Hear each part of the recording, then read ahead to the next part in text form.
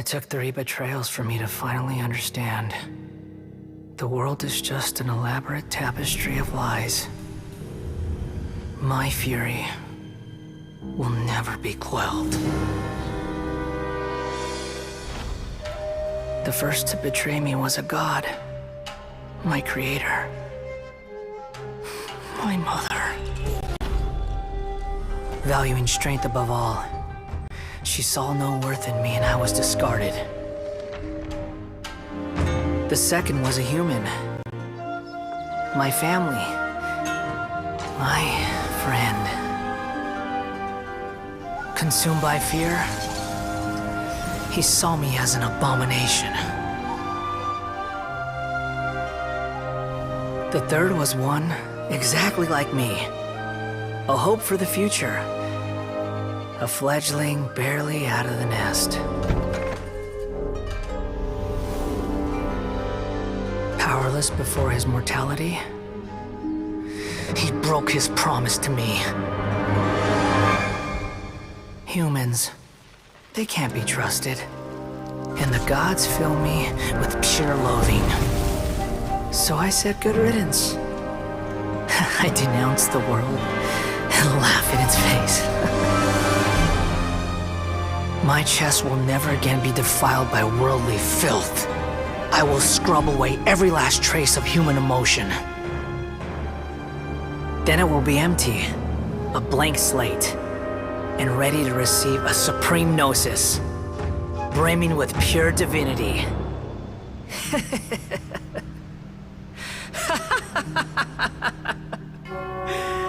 There is no need to fear. The pain will be brief. Your era is coming to an end.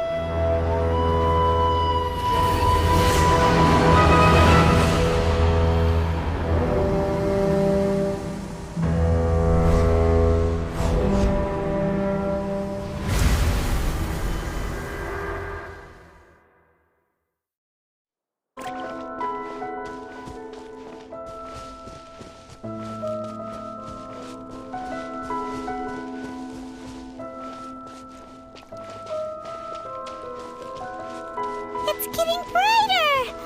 Oh, it looks so beautiful!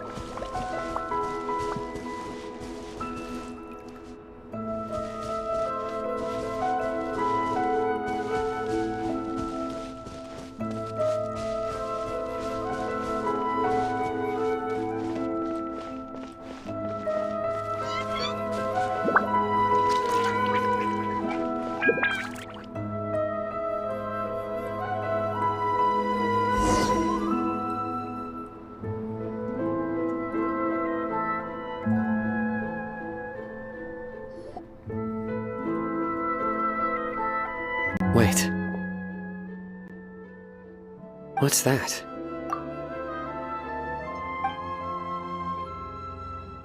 A load of flowers! And it looks like there's something among them. Oh, these are Scarlet King runes. They left something behind.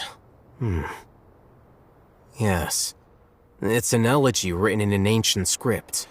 What does it say? Here lies our faithful priest Kasala. His wisdom is a miracle among the people, deserving of high praise and admiration. You can read ancient Scarlet King script? Of course.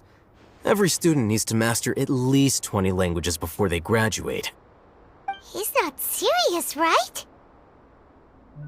There's still something off about this place. The elemental energy here is too concentrated. The scent of life. Is it trying to tell us something? Is this it? Analyzing.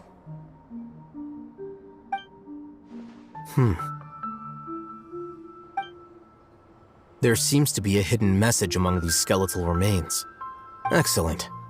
There's a device from the Scarlet King's civilization in this gravesite. I'll transmit the information over and project it for everyone to see. Isn't sharing knowledge against the Academia's rules? Yes. However, under the circumstances, I'd prefer you to see this for yourself. You'll understand after watching it.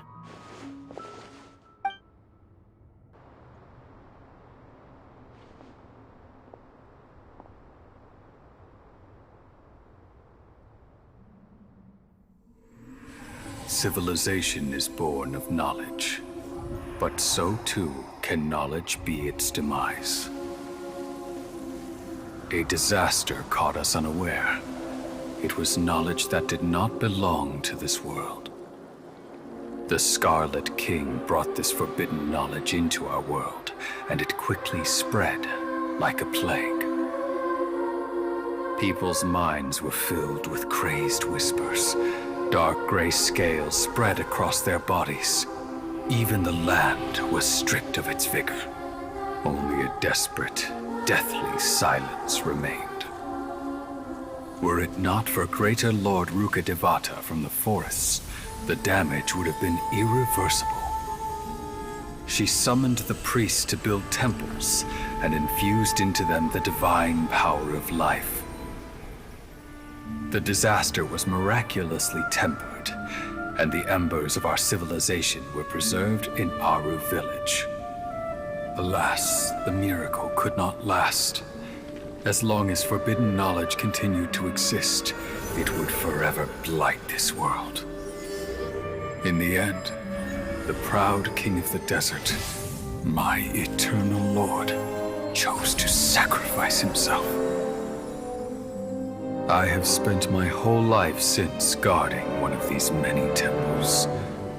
But now, my duty is coming to an end.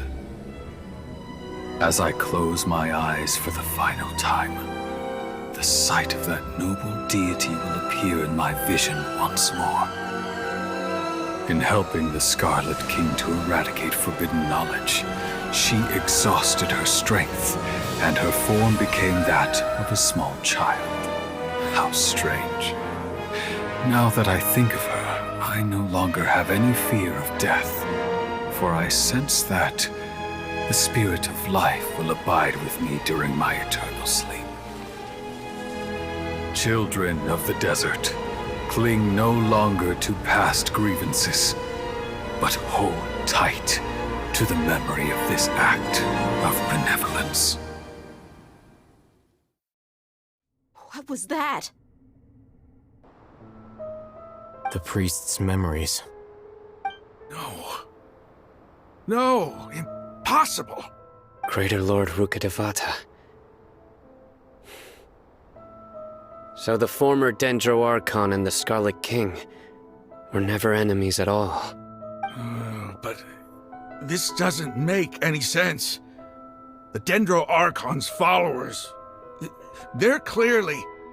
Was that the former Dendro Archon? She became so tiny in the end.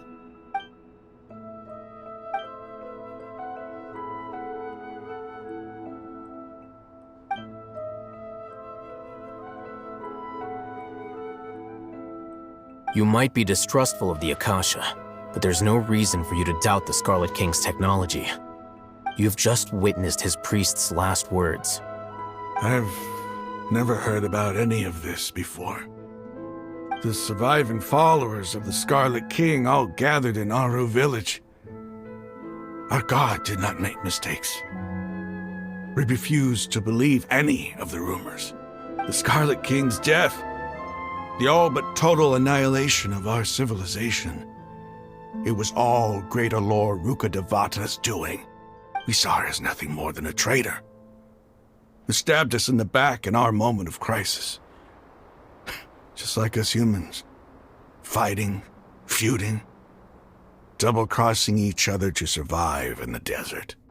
You were blinded by your prejudice.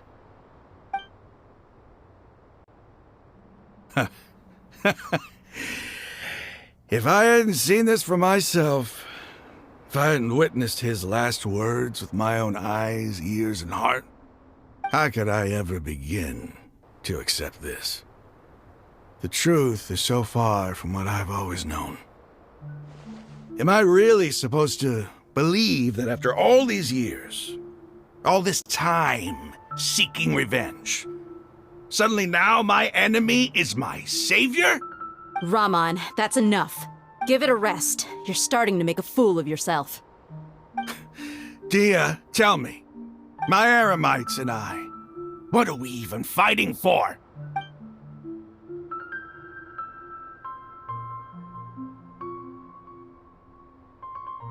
Hey, how you doing? I'll live. Thanks. I should probably go. Can't just stay here forever. What's your next move gonna be? Oh, I know what you're going to ask. I feel deeply ashamed of everything I've done. You'll get everything you're asking for. But please, give me some time. After everything that's happened here today, somehow I need to explain it to the others. It's not gonna be easy. Well, I guess that's for me to deal with. Dia, this is where our camp's located. Make a note of it. When would be a good time for us to go? Tomorrow, I'll convince everyone that we're all on the same side.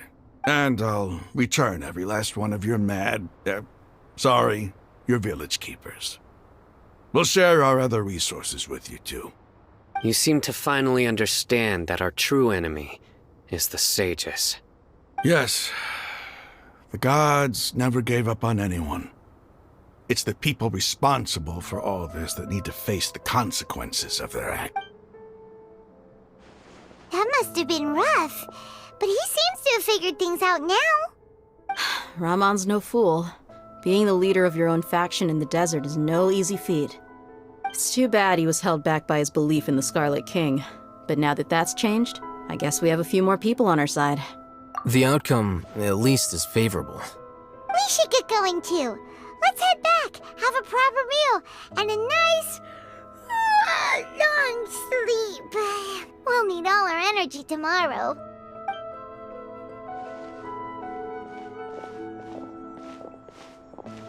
Sino, we're leaving! Stop yelling.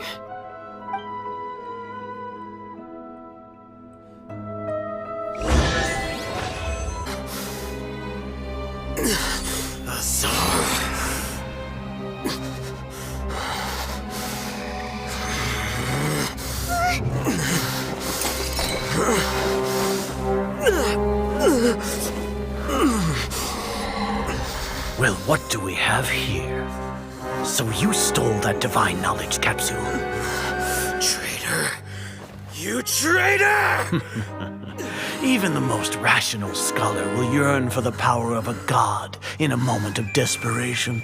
Aren't you doing the exact same thing as me, Alhaitham? Unfortunately for you, no god will lend you their power. Azar!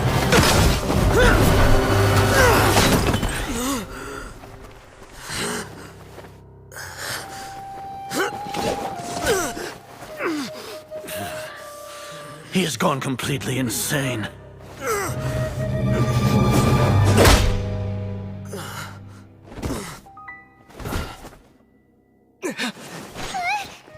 Take him to the Matra and exile him to Aru village. Then find someone to take these two to the confinement room. I'll deal with them later. Grand Sage, we've finished all required preparations for Nyargarbaha Day. We may begin to enter the capsules now. Excellent. You may begin.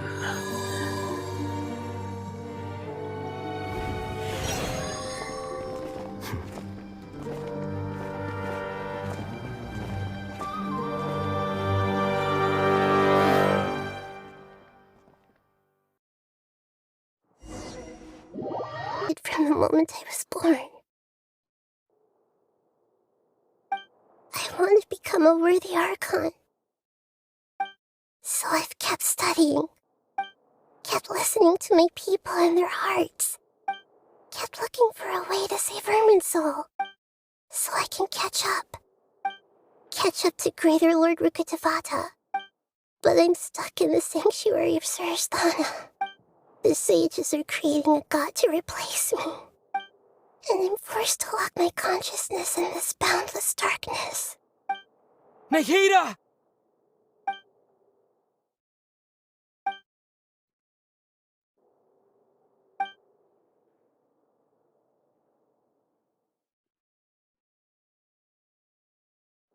Nahida!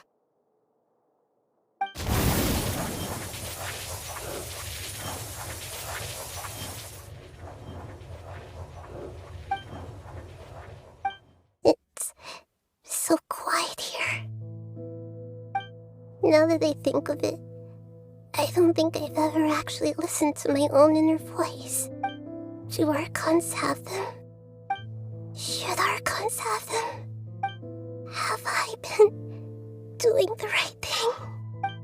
Am I really not needed? How do I really feel about all of this? It's so quiet here. Since you're the god of wisdom, you've known the answers to all these questions since the very beginning, haven't you? Who are you? Whose voice is that?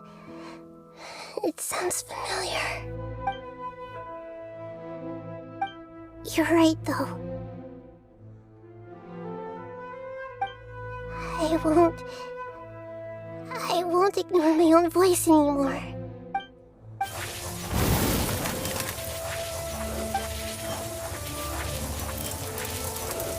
Nahida!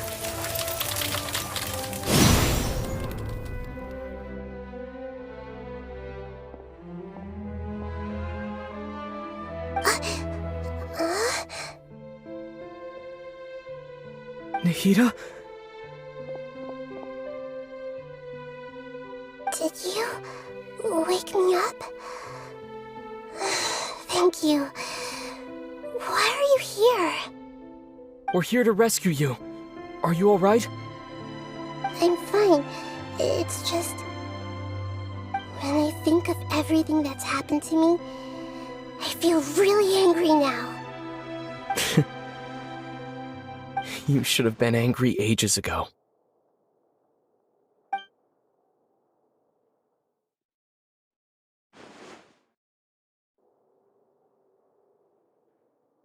Huh? Oh, you're back! How's everything? That's wonderful news! Great, we weren't locked up for nothing. When you went to wake up Nahida, Paimon was listening for any sounds outside. You were out for a long time. There are fewer and fewer scholars going about now. You think everyone's done with their Nyagarbha Day stuff? Yep, so that means our next act is Nilu's performance!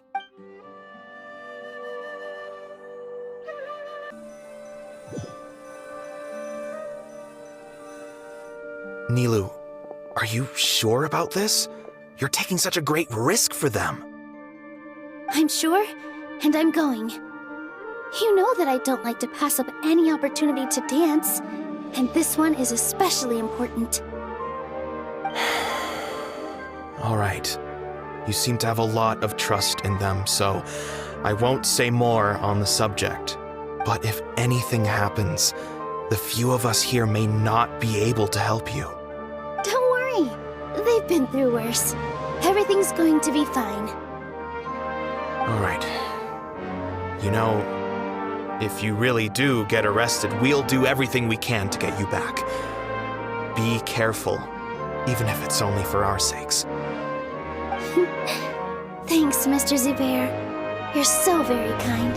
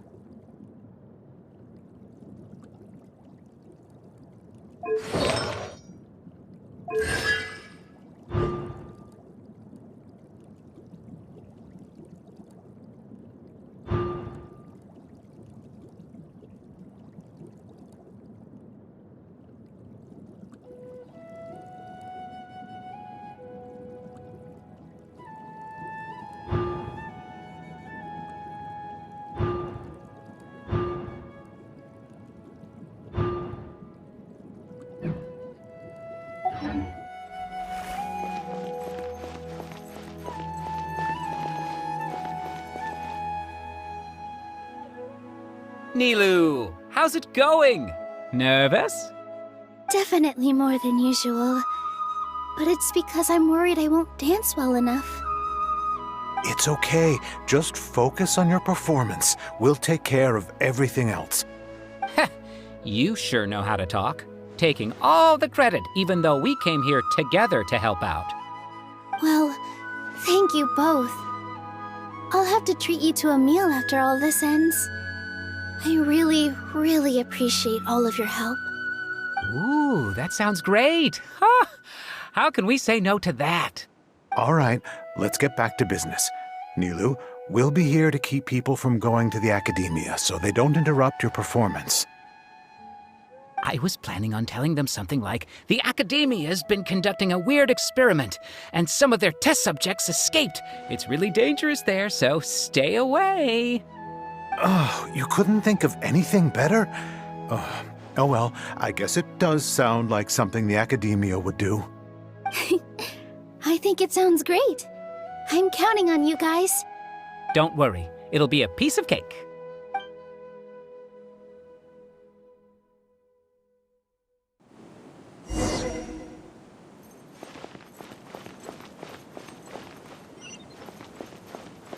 Here!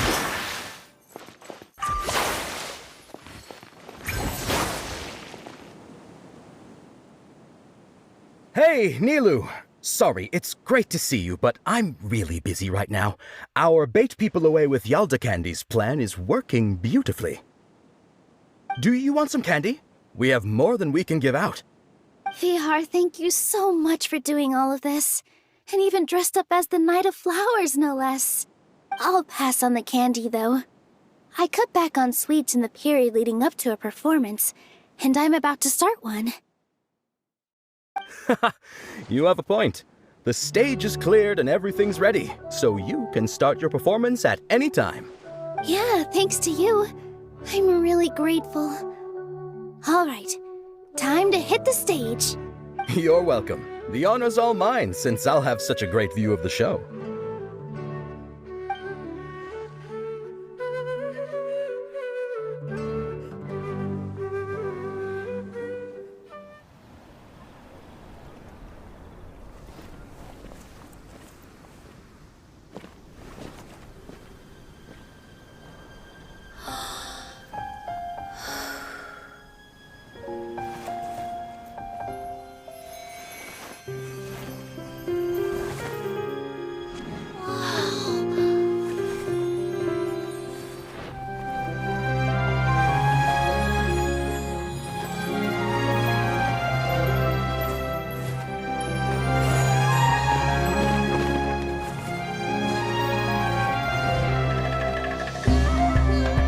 I've never seen a performance like this.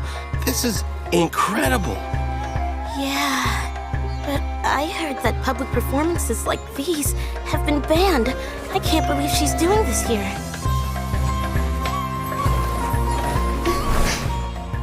Grand Sage, there's some commotion outside. How uninteresting. Issue the new Prohibition Act from the Akasha to the guards. They'll know what to do. Do you think we should, stop her? Let's just watch for a little bit longer.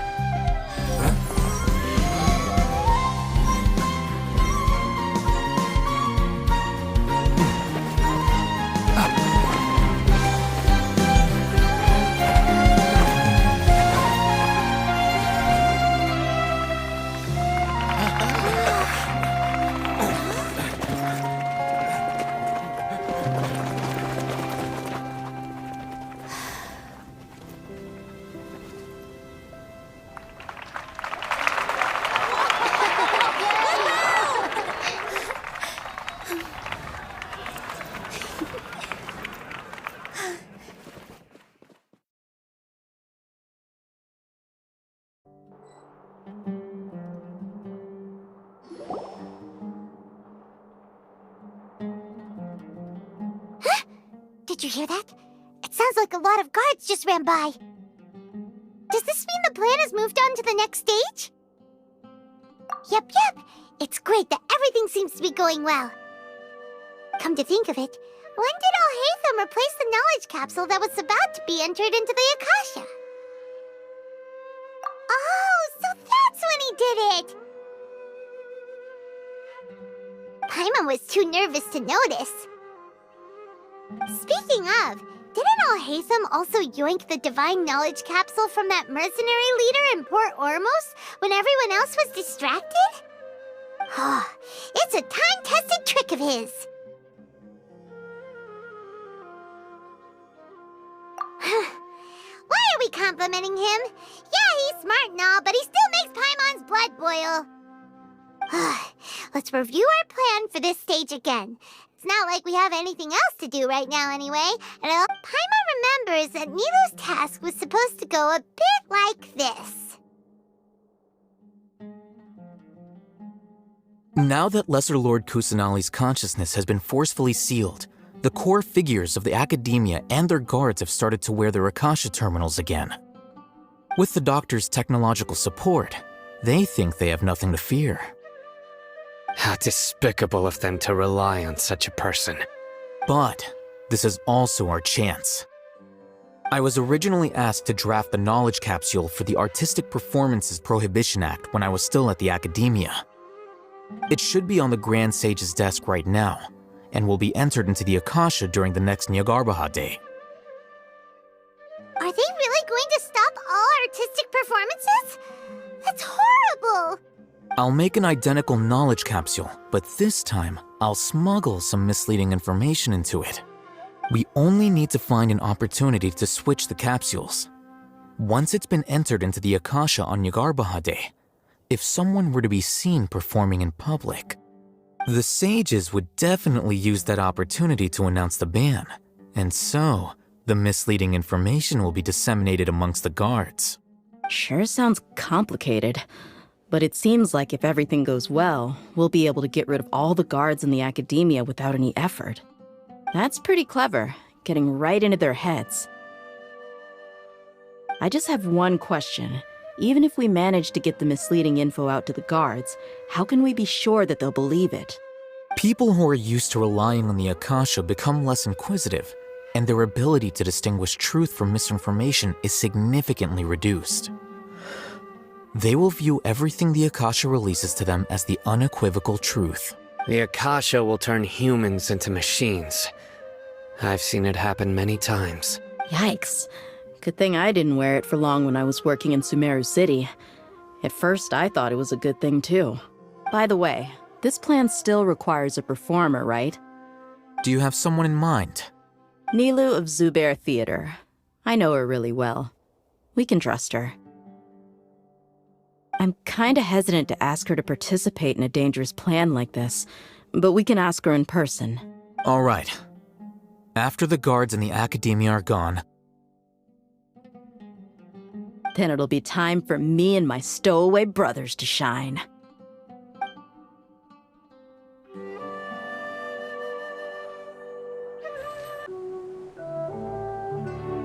Here they come. Did you see that, Raman? They came out from the Academia in droves. After laying low in the city for so long, this is the moment we've been waiting for. My brothers have already sprung into action. We couldn't do anything to them inside their coop, but outside the Academia, this is our hunting ground. With a lioness like you, the prey sure won't be able to run far. We still need to eliminate the guards as soon as possible. If we give the sages enough time to realize what's happening, the plan's doomed. All they've done is to sit on their cushy salaries and twiddle their thumbs all day while we fought and struggled every day in the desert. The only advantage they might have is the numbers. Speaking of which, most of the guards who report directly to the Six Sages belong to the Corps of 30, but they have a completely different reputation. Following those blasted sages every whim, throwing away all the principles of being a mercenary. As someone in the same profession, I'm obligated to teach them a good lesson today. Indeed. The trap has been set. All we need to do is lead them there. All right, let's each take a road and herd those scattered guards back into one place. Make sure to attract their attention. Isak will be the key. You gave such an important task to that child. Will he be okay? It'll be fine. Isak was so determined to help, so let's put our faith in him. Besides, even if he's caught, the guards would be too scared to do anything to him. They've never seen Lesser Lord Kusanali in person, after all. You've got a point. Anyway, I think I see them coming. Good luck.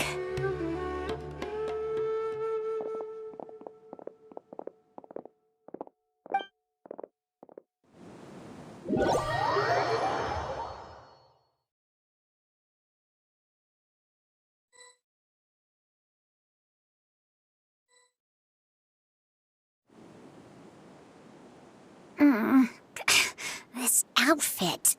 Hey, do you remember what you need to do, Isak? When the guards get here, you'll pretend to be Lesser Lord Kusanali and run away from them. Oh, yeah, I remember. Of course I do. I'm just a little nervous. Relax. Don't think about getting caught. Even if that happens, we won't leave you behind. You only need to think about getting the guards' attention and leading them to the Grand Bazaar. Leave the rest to us. Okay, got it. I'm here to pay back Lesser Lord Kusanali for helping Grandpa. I won't get cold feet. Hey, they're here. I can see the Academia guards.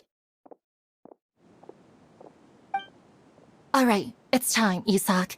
Take a deep breath and go. You can do this.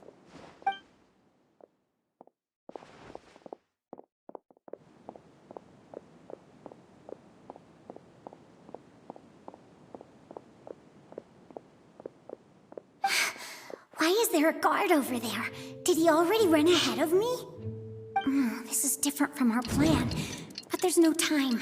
I need to make a choice.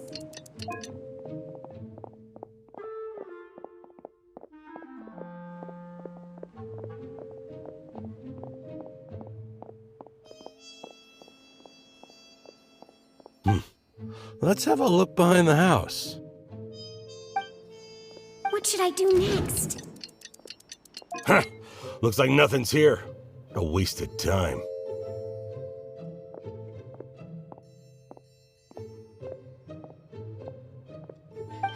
Luckily, he didn't check behind the tree. What should I do next? The guard looks alert. What should I do next?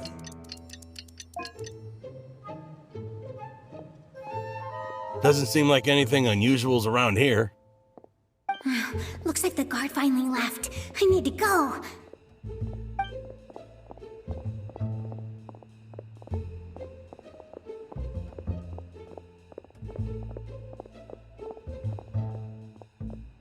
Hey!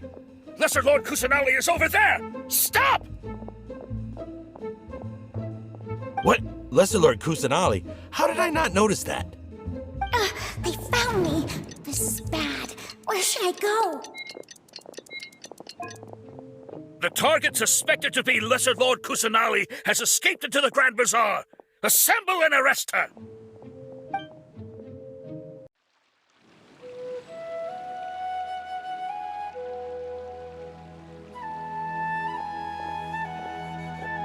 Where did she go?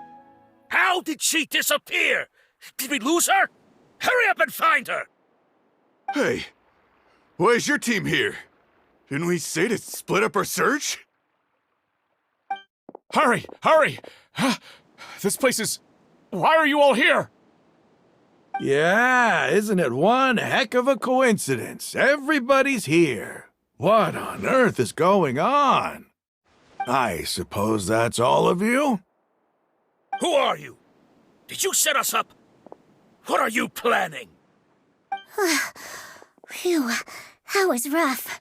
I almost got caught. Little brat! So you're not actually Lesser Lord Kusanali. Who exactly are you all? Eremites from the desert? Just some colleagues. Think of this as a business competition, or a personal grudge. After stepping into our traps, stop thinking of yourselves as hunters. Behave like the prey you are.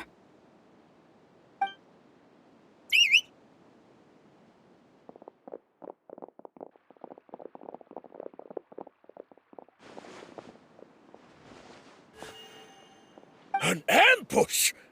How's that possible? This is Sumeru City, but mercenaries from the desert somehow ambushed us! You've spent all your time hiding away in the academia. This place has long since become our hunting ground. Brace yourselves!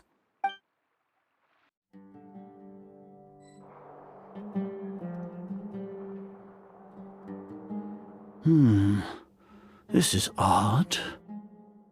The academia has quieted down after the conclusion of the Niagarbaha Day ceremonies, but it's much quieter than usual. Where are the guards? Why have I not seen a single one? Guards? Guards! Grand Sage, how may I be of assistance? I called for the guards. Why did you come? My apologies, Grand Sage. Right now, all Academia guards have entered the city to perform the ordered arrest. I thought you knew. Arrest? Who is there to arrest? I have an ominous feeling. Arrest Lesser Lord Kusanali, right? Is that not what the order was? Lesser Lord Kusanali? You mean she has disappeared? Yes. I wouldn't dare make up something like that. Right now, everyone is in a panic, and many are saying that Lesser Lord Kusanali will take revenge on us. What happened?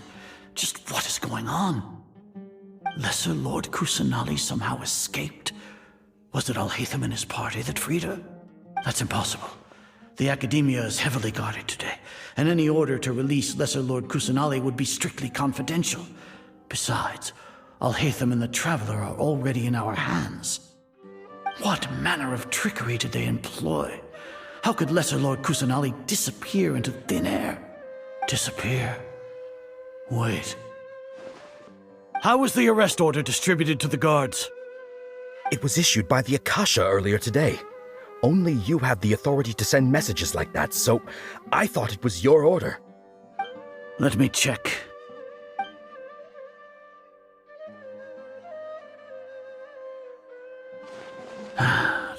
Lesser Lord Kusanali has escaped from the sanctuary of Suras. The Akasha indeed contains this information, and it clearly appeared in my mind.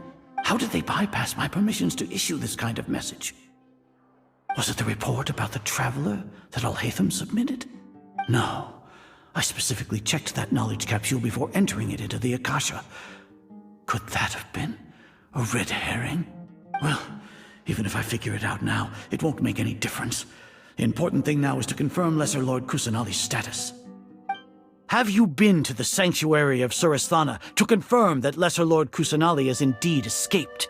Confirm? No, I haven't. It may be a bit offensive to say this, but Grand Sage, what you're saying doesn't make any sense. How can the information in the Akasha be inaccurate? What the Akasha decrees is fact. That is common knowledge to all of us. If we have to confirm the information and knowledge from the Akasha ourselves, then how is that any different from us learning that information ourselves? Wouldn't Greater Lord Rukkhadevata's legacy lose its meaning that way? In the beginning, it was I who asked you to believe in the Akasha, to believe in the legacy left by Greater Lord Rukkhadevata. Are you trying to use my words against me? No, Grand Sage. I'm merely confused because I believe in you. I never meant to refute you. Stay here and see if there are any suspicious people around. I'll go to the sanctuary of Surasthana on my own. Yes, Grand Sage.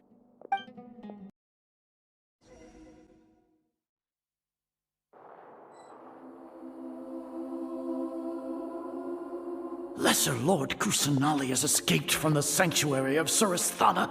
Go to the city and arrest the escapee immediately. How can that be? Stop thinking about it. Stop. It must be a trick of theirs. As long as I personally confirm it.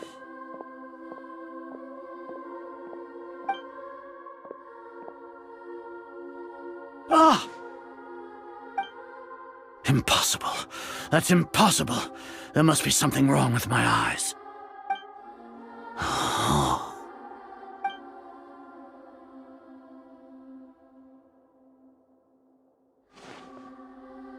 What a comical sight, Azar. Once the Akasha has put certain thoughts into your head, even the Grand Sage can no longer see what's right in front of him. You all can only see the world in your mind, the one you think you know. And precisely because of this, you disregarded Lesser Lord Kusanali's existence. She has been a wise and worthy Archon. Cyno, have you been waiting for a chance like this? The Akasha predicted that you would return to the Academia to confront me, but I didn't expect it to turn out like this. No, you were blinded. Your faults stem from your reliance on the Akasha. You're still the same as always. I truly did not expect a proud person like you to cooperate with Alhaitham and the Traveler. People change, Azar. Admit it. The Akasha can't predict my actions anymore. Then tell me, what have you found during your investigation? You want to buy time? This is the sanctuary of Surasthana. Under your own regulations, even Academia staff are forbidden to come here. No one will come to save you. As for the investigation, I've at least confirmed that you are guilty of insurgency against the Archon. A serious crime. So what? Did you do all of this so I would plead guilty in front of you, General Mahamatra? No. I want you to plead guilty in front of the Archon herself. You once said that I had no standing to judge you. So now, how about judgment in the name of a god?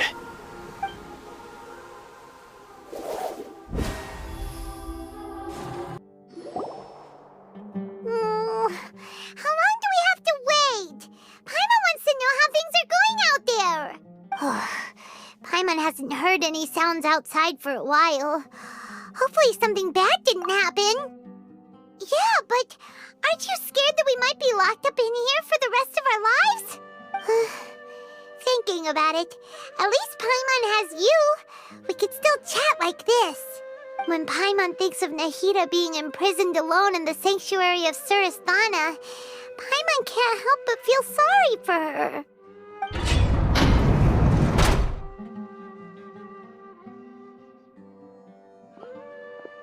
Here comes your savior. Dia! Paimon just knew you would come to rescue us! You two really owe me some big thanks. I had to search through who knows how many guards to find the key here. It felt even more tiring than whacking them. I'm exhausted. Thanks a lot. Need Paimon to rub your shoulders? No, that's, I'll pass. What are you afraid of? Oh, are you ticklish? Now isn't the time to talk about being ticklish. Things in the city and on Cyno's side are both going well. The guards that stormed out of the Academia are all taken care of. The Corps of 30 is in charge of the city's defenses, but we already talked to Asfand. They've been fed up with the sages bossing them around. As long as it doesn't break their employment contracts, they'll turn a blind eye. That's probably because you've been super great friends with them for a long time. So, how's Cyno doing? The Grand Sage is in his custody. Even I know how terrible it is to fall into Cyno's hands, so he probably does too. Cyno forced him to release Lesser Lord Kusanali. He has no choice but to obey. So, hurry to the sanctuary of Surasthana. Assuming nothing weird happened, we should have already rescued our Archon. Honestly, I didn't expect our ragtag bunch to do this well. We just came together last minute to save the Archon, you know? Alright, you two better go. I still have to clean up some messes in the city. See you around.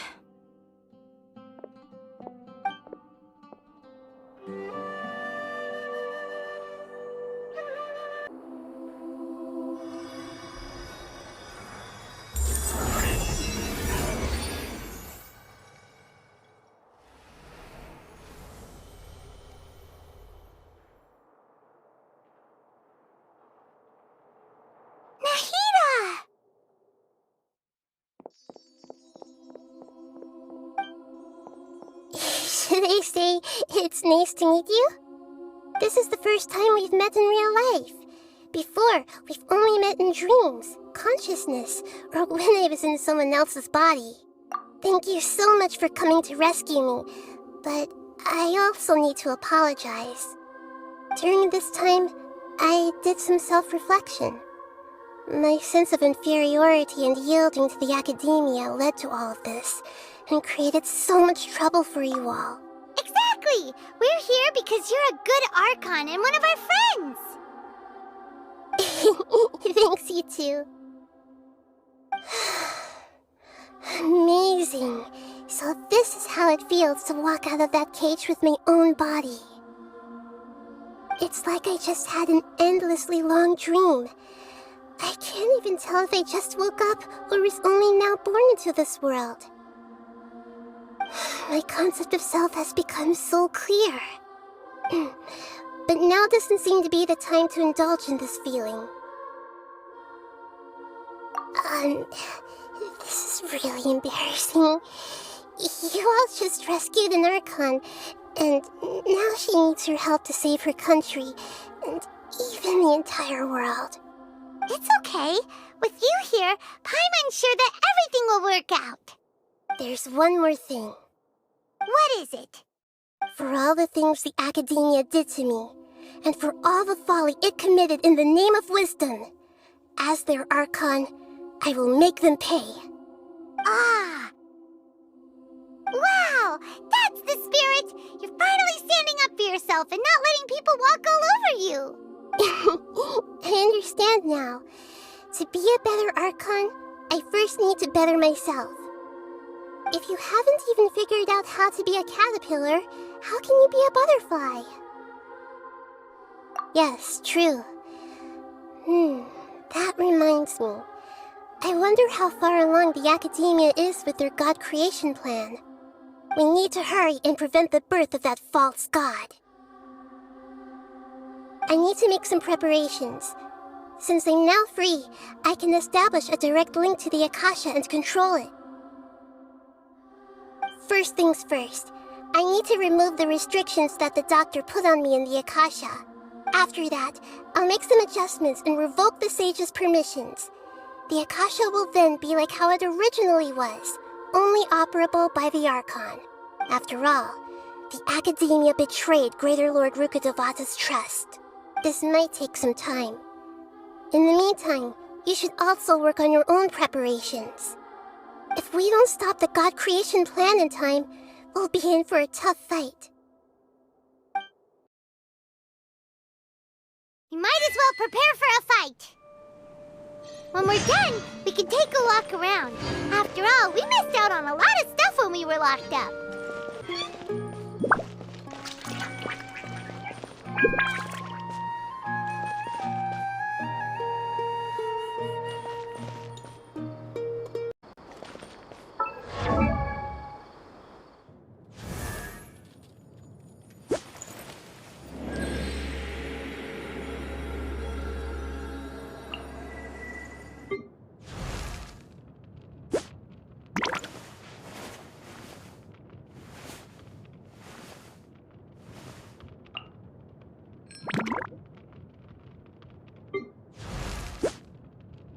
Benny's adventure team, assemble!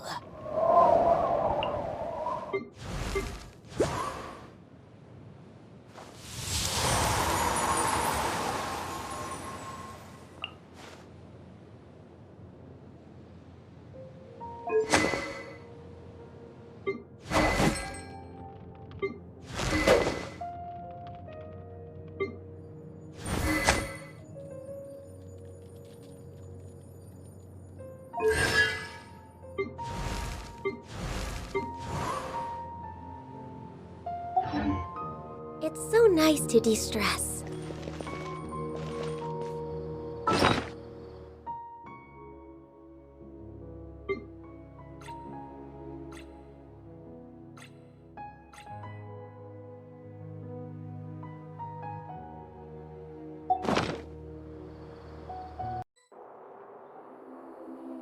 How's it going, Nahida?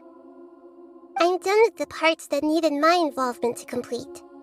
Although it's my first time working with the Akasha like this, its internal structure and operation procedures are easy for me to understand. Greater Lord Rukkhadevata's design is truly brilliant. Oh, also, this is for you. Huh? What's this little floaty thingy? It's a small device I put together just now.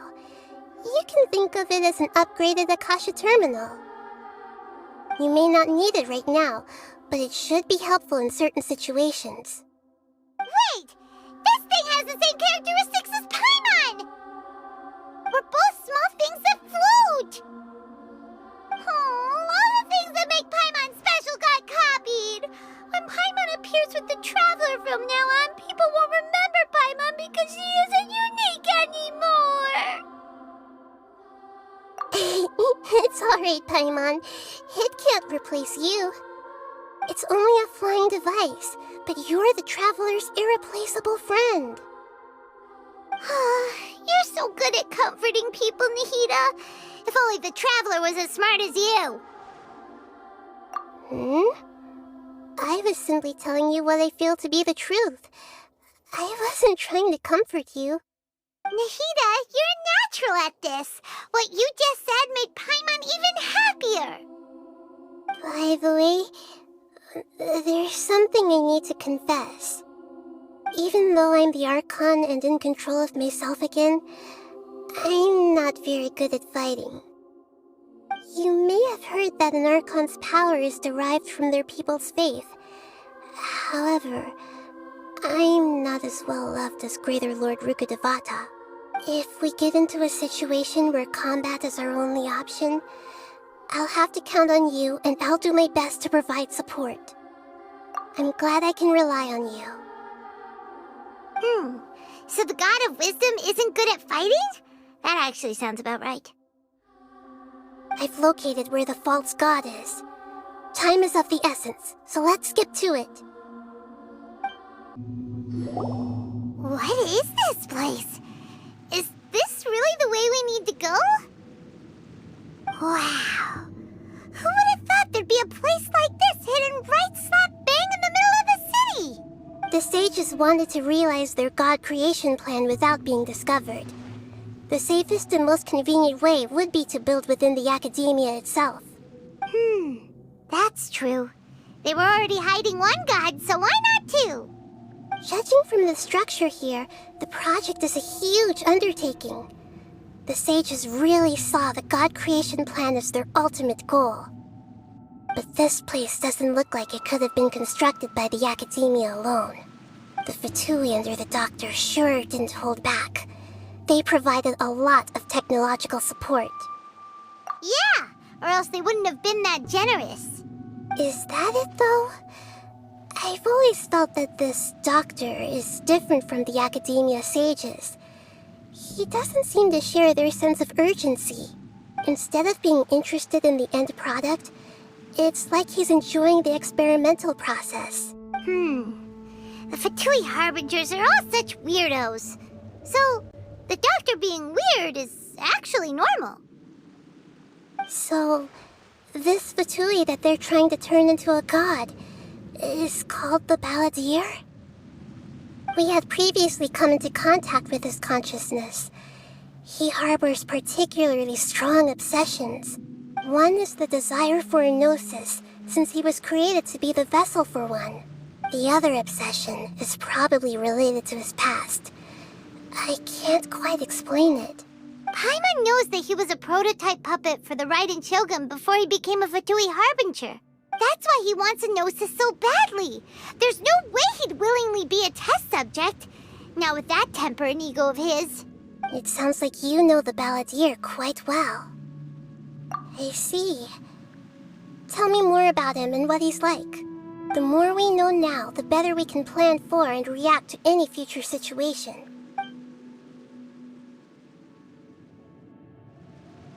Ah, I see. How fascinating. Alright, time to go. Let's get through here and meet him in person.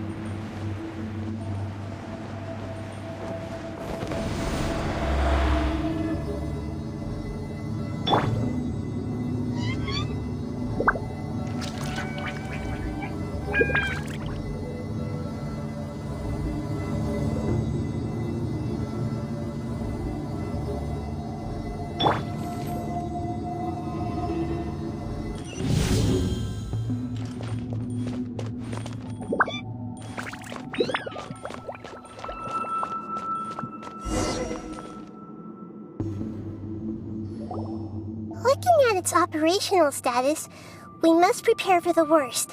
The god they wanted to create is likely close to completion or already completed. Oh no, what should we do? Paimon can't imagine how hard it would be to fight against a Fatui Harbinger with a Gnosis. Are you nervous, Paimon? If you really want to know, of course Paimon's nervous. Aren't you too, Nahida? Yes, I am. This is probably the first time I faced with a calamity of this degree since my birth. I feel not just nervous, but curious as well. Curious? Curious about what? Curious about our fate. To me, everything we perceive in this world, everything we learn, and everything that happens to us is considered knowledge. And if it's a form of knowledge, then it can be understood. However, only fate is about that which has yet to occur, so it has always drawn my curiosity. So to me, fate is the ultimate knowledge. That's also why I love observing humans and all the things that happen to them. It all brings me great satisfaction. And now, at long last, I'm not just an observer anymore. I will personally experience my own fate with you by my side. Isn't this such a wonderfully exciting thing?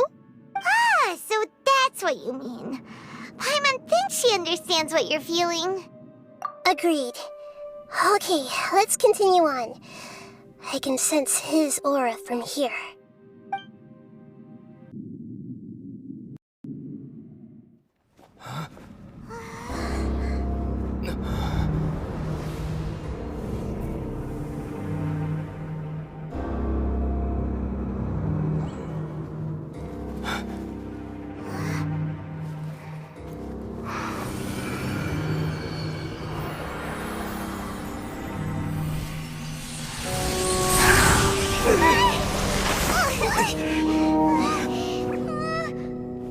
Who would have thought the world would be so eager for my birth?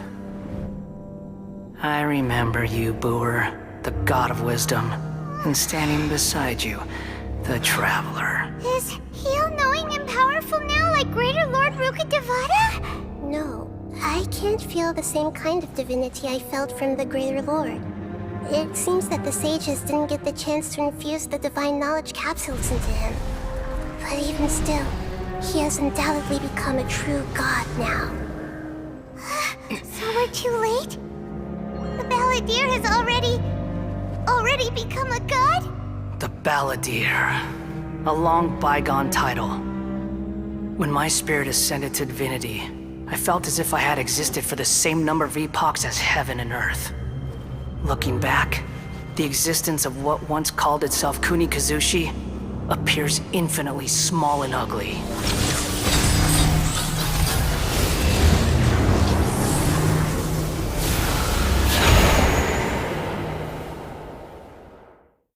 This imposing aura, it really feels like the gods! A body that capitalizes on the Balladier's original construction as a mechanical puppet, with the Gnosis serving as a constant power supply. How much effort and resources did the sages put into this? From a purely technological perspective, it's a commendable achievement indeed. It's no exaggeration to say, this is the culmination of human wisdom. You sure are something! Dishing out compliments at a time like this? But I don't think he's reached the spiritual height of a god. Strife is engraved upon every god and every gnosis brought forth into this world. Can you feel it?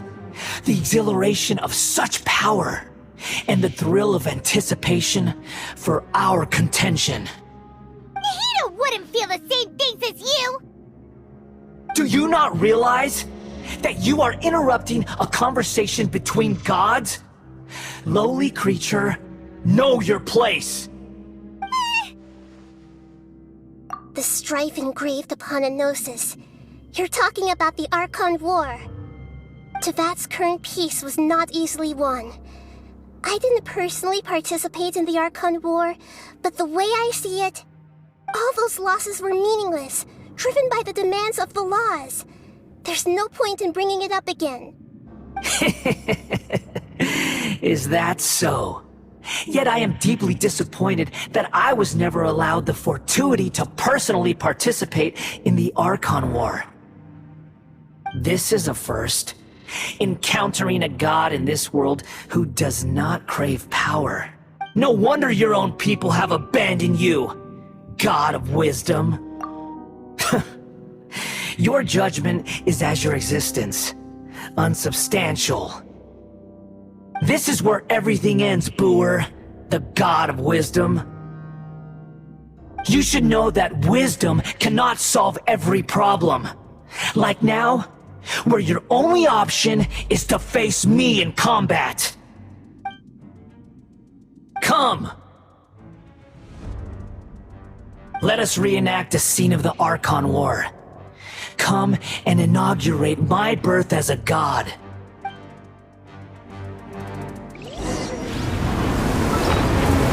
Shit!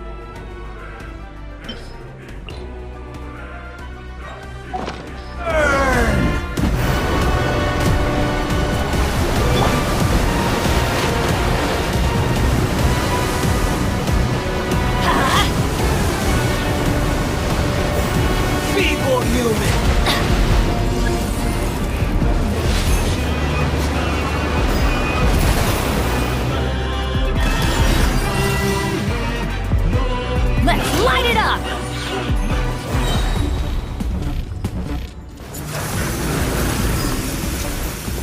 Perish!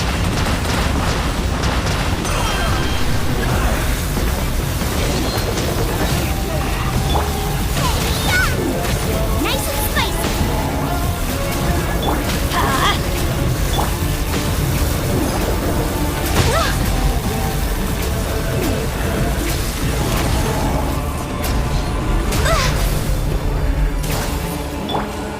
My endless cycle begins!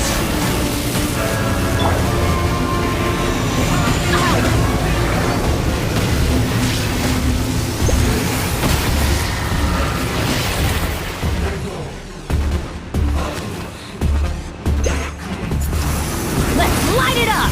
Adventure time! Perish! I'm going in! Why do they never miss? Race you! Insignificant pest!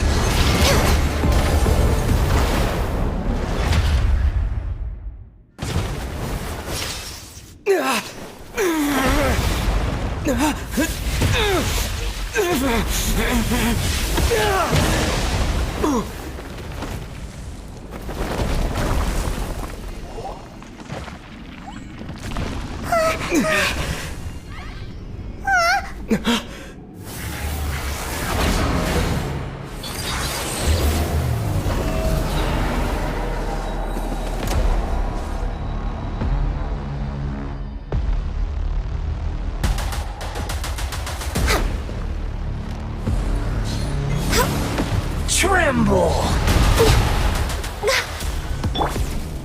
Off we go! Burn to oblivion! Let's light it up! Access denied.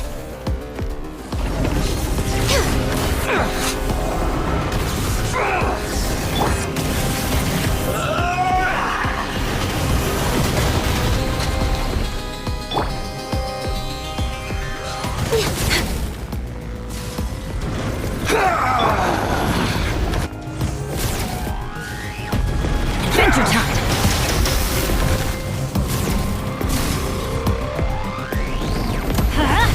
Off we go! Kneel!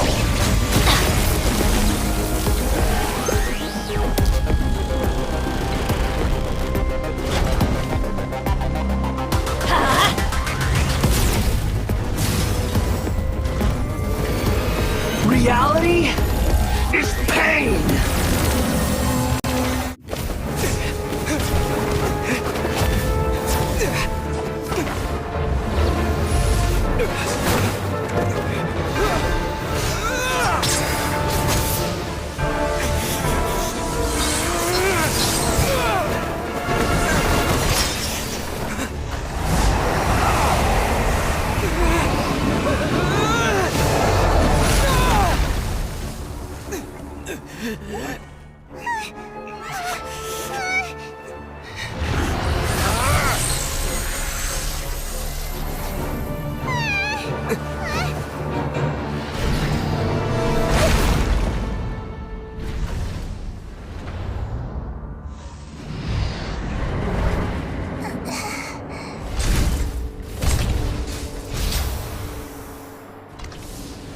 This is supposed to be a battle between gods, yet you choose to hide behind a mortal. And now, you're acting like you'd sacrifice yourself for a human. Are you having fun proving a false sense of heroism to yourself, Booer?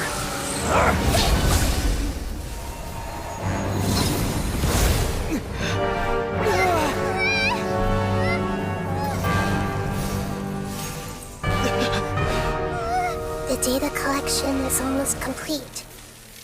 Do you even know how many times you've tried to take my gnosis from me?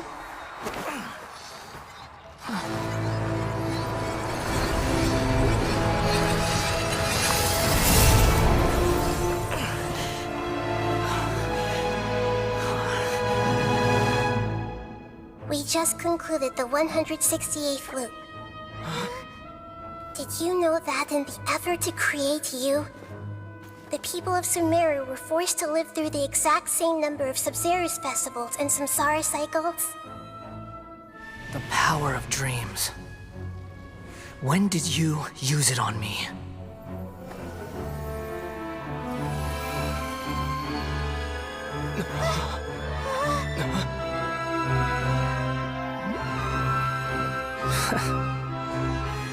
You can't even defeat me in a dream.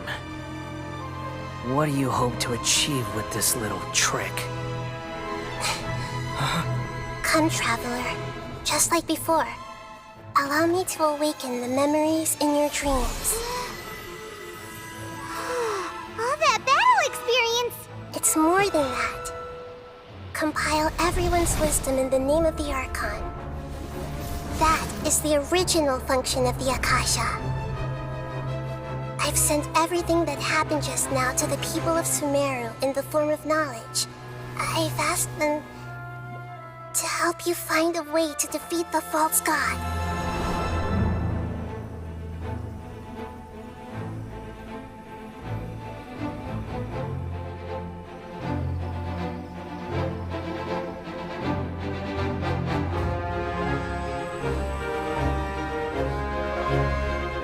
Now, Life's wisdom is at your disposal. Meaningless tricks won't save you.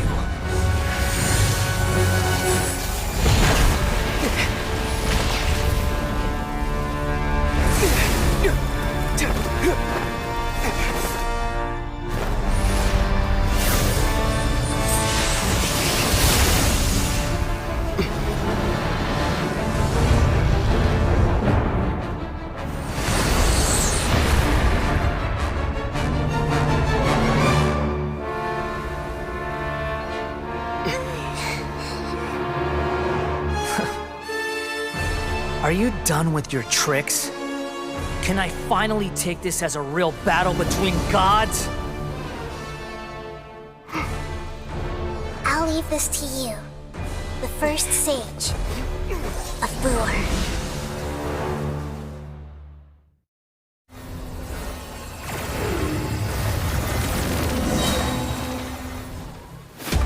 I am the all-knowing God!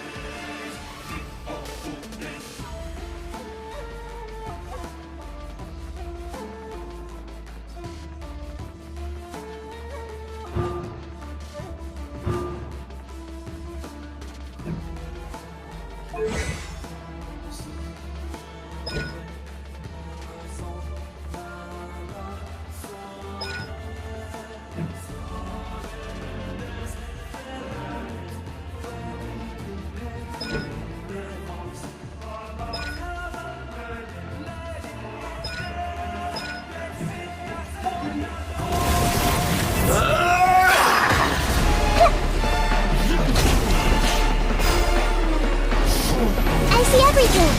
Kneel!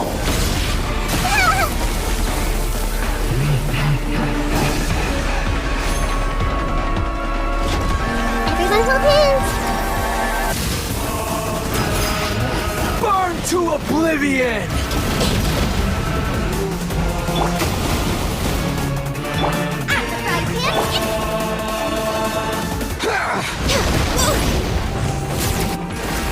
Next on the agenda. Come on! Focus!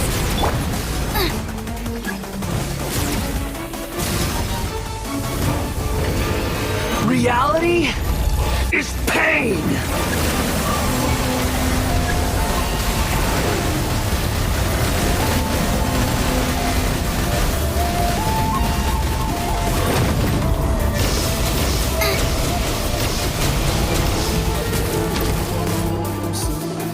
Good riddance, cruel world. Teamwork is dreamwork!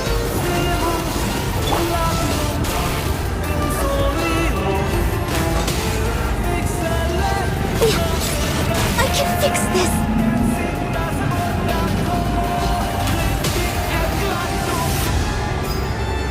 We're way behind schedule.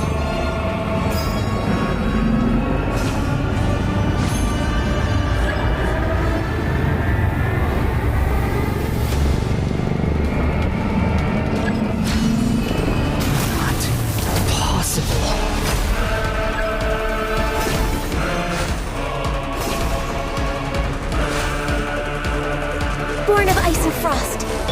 Yahoo! Everybody stand back! Let's lock! Eat this! Boba, get the... Share my knowledge. Hey!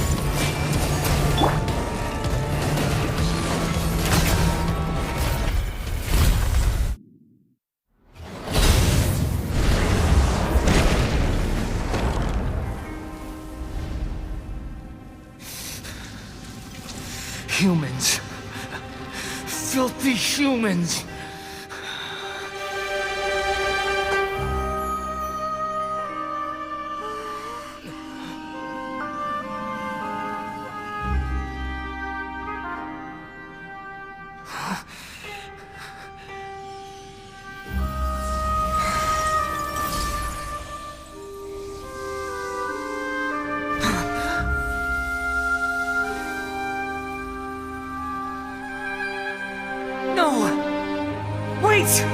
Please! Anything but the Gnosis!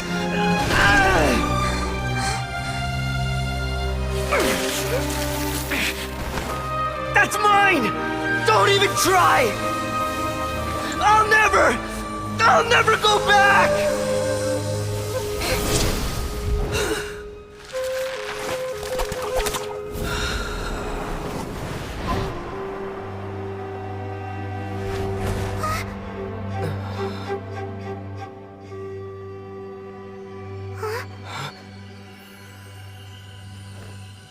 We haven't yet found the answer to the most important mystery. Irminsul is still waiting to be saved. With the power of another Gnosis, we may now finally understand the last memory of Greater Lord Rukkhadevata.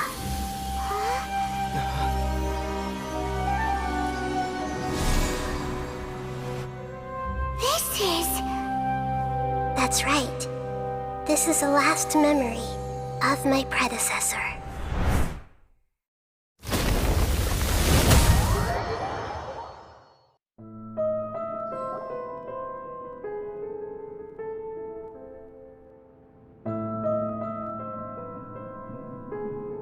Huh. This sure seems very different from what Paimon imagined. Shouldn't Irminsul be in this realm of consciousness? Yes, that is our destination. But I didn't expect the remaining consciousness of Greater Lord Rukkhadevata to be as polluted as this.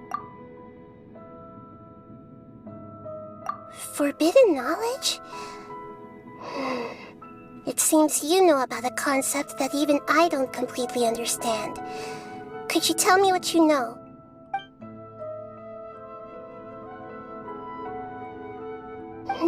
Your inference seems logical enough.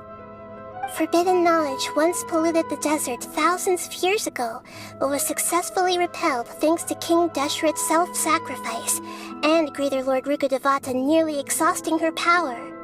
Then, a second instance of forbidden knowledge pollution occurred during the Conria Cataclysm 500 years ago. But I'm afraid it is much more serious this time, with Irminsul itself already in danger. So, if we're in the remaining consciousness of Greater Lord Rukkhadevata, and it's also been affected by forbidden knowledge pollution, then does that mean, in order to save us, Greater Lord Rukkhadevata? Yes. It's very possible that she sacrificed her life in the fight against forbidden knowledge.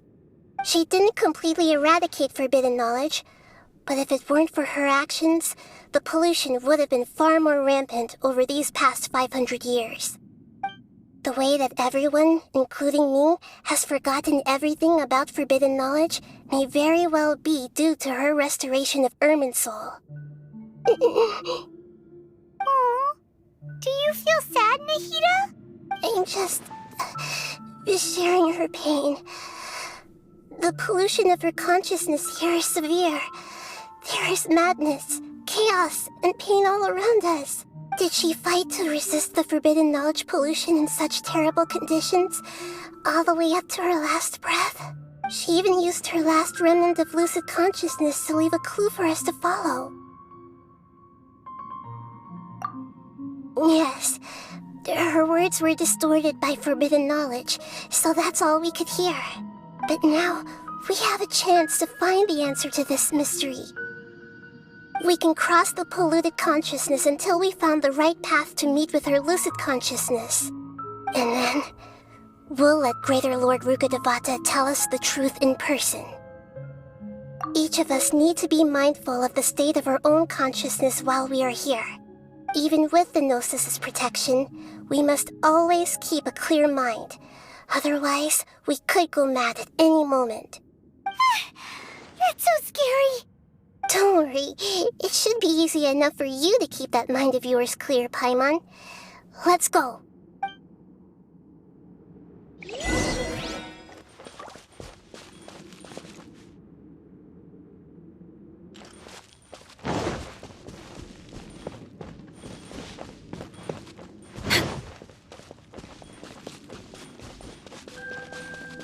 Are we in the air? And why is there a huge boat? That's the boat of consciousness, which symbolizes reason here. Its course is the direction our consciousness is traveling towards. If we lose control over our consciousness, we will fall into madness. So let's make sure the... Wow! What are these? The monsters seem to have been affected by them.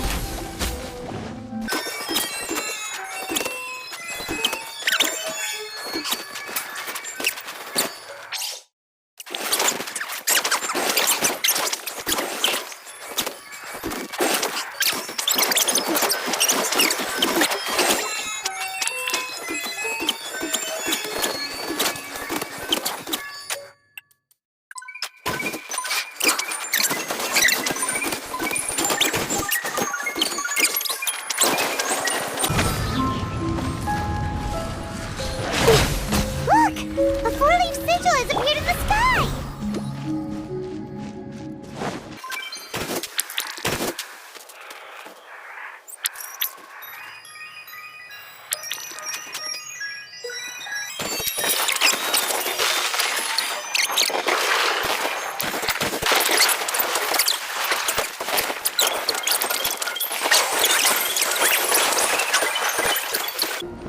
Born of ice. To control the boat of consciousness, we need to find the helm first.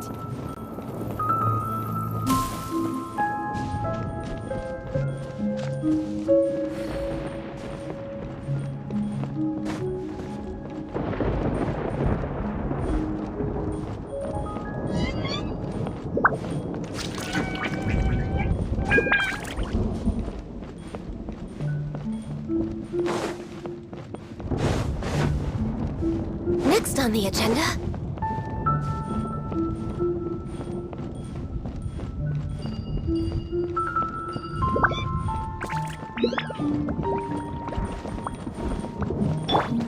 Let's play!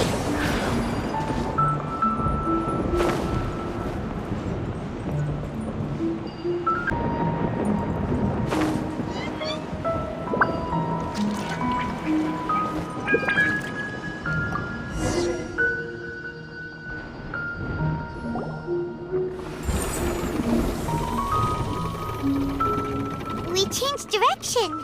Are we still going the right way, Nahida? Mm-hmm. Judging from the current route, the boat of consciousness will soon take us out of here.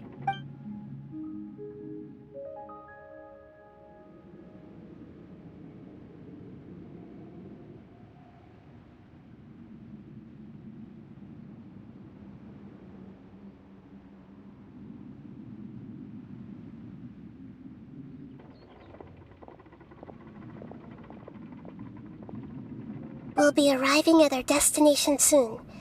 How are you feeling? Are your minds still intact? Huh? But everything's been completely normal for Paimon. Hopefully there won't be any more interruptions.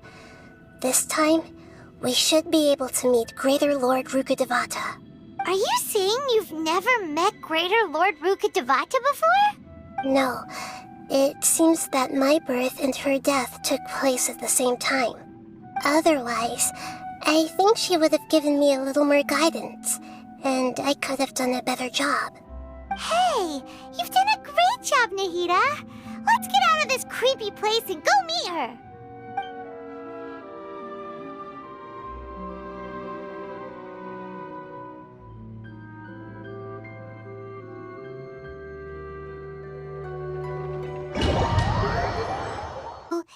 Is this the place you were talking about? The base of Irminsul?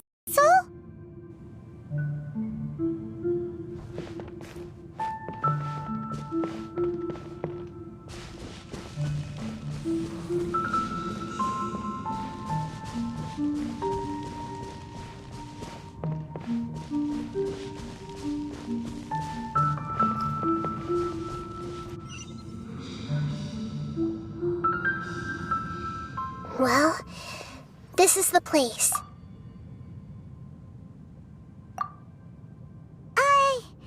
We're here to find Greater Lord Rukkhadevata, right? But the one standing over there is... Is that... me? She looks exactly like me. Are you Greater Lord Rukkhadevata? Yes, that's me. Are you surprised by my appearance? Irminsul and the surrounding lands have been reproduced here as they were years ago. But this is just a realm of consciousness. We are manifestations of the same nature, hence why we would appear exactly the same. We're of the same nature? Why? Because you are me, and I am you. You are me in the new samsara. The new samsara? As Greater Lord Rukkhadevata, I'm the avatar of Irminsul, and you are the purest branch snapped from Irminsul. Imagine it this way. Even if a tree dies, its branches will eventually take root and grow, continuing the tree's life in another form. I'm merely the remaining consciousness of Greater Lord Rukkhadevata. The real me has presumably died a long time ago.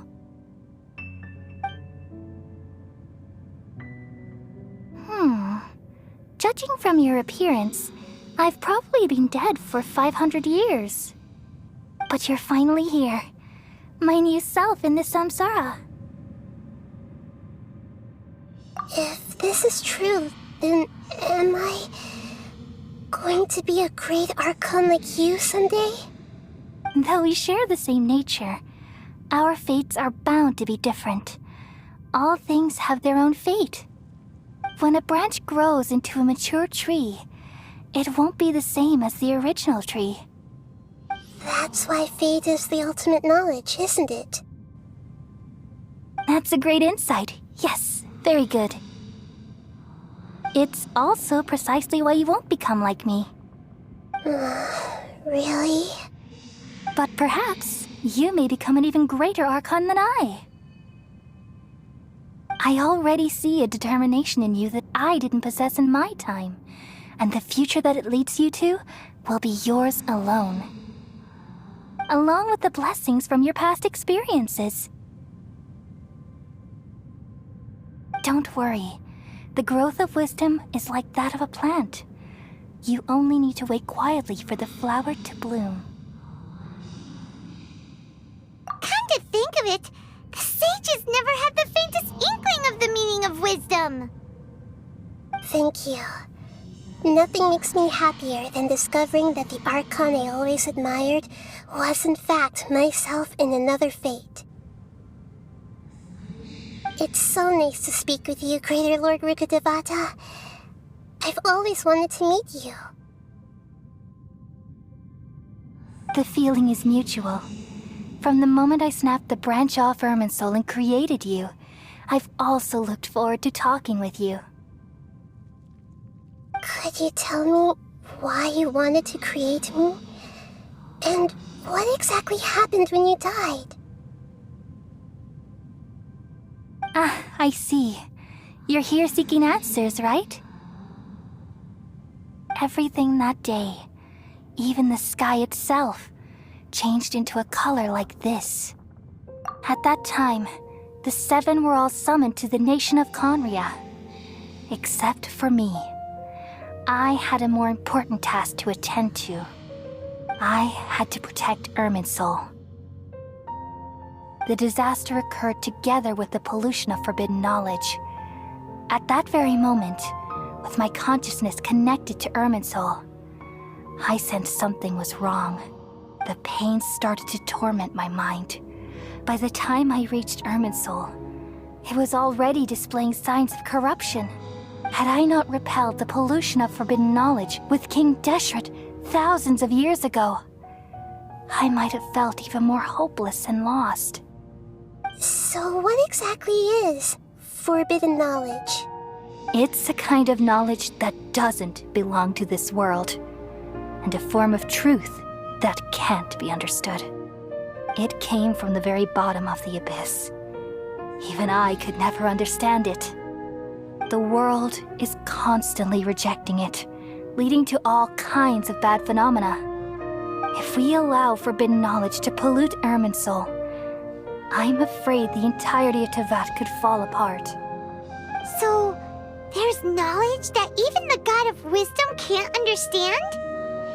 At that time, I knew I couldn't repel the forbidden knowledge with my strength alone. Which is why I created a device that compiled human wisdom and named it the Akasha. It's truly the world's most amazing invention. Thank you. For a long time, I thought dreams were the fruit of human wisdom.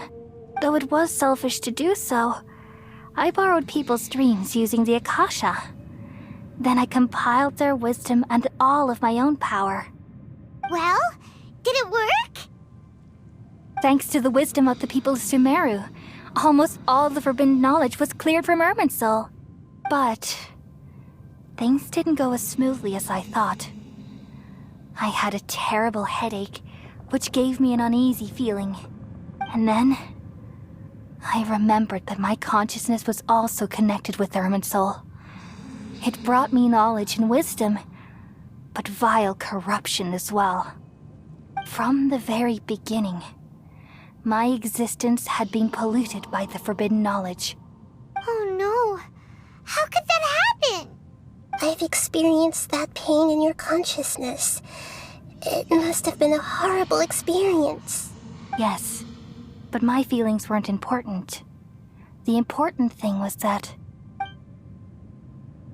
even if I died, my existence and everything related to me would continue to exist in Irminsul as memories and knowledge, meaning that the forbidden knowledge couldn't ever be permanently eradicated. And there's no way for me to eliminate myself. It would be a sort of paradox. So, I took the purest branch of Irminsul as my incarnation in the next samsara and left a trail of clues, all in hopes that you would come here and remove me and my pollution from Irminsul forever. Wait, no, I can't. So you realize what that implies. You are very smart indeed. Irminsul has all the knowledge and memories of this world. And as you've realized just now, removing me from Irminsul means I essentially will never have existed in this world. But this is the only way to save Irminsul. People love you so much and they've missed you so much over the past 500 years. I am exactly the same. So how can we just forget you like this? Is there really no other way? There must be something else I can do. You're the god of wisdom, Boer. You should know that there is no other way. But this is so cruel. I don't want to forget you. No need to feel so sad, Boer. As someone who delights in wisdom, you should feel joy at finally finding the answer. These are the words in their entirety. The answer you've been seeking all along. Let the world completely forget me.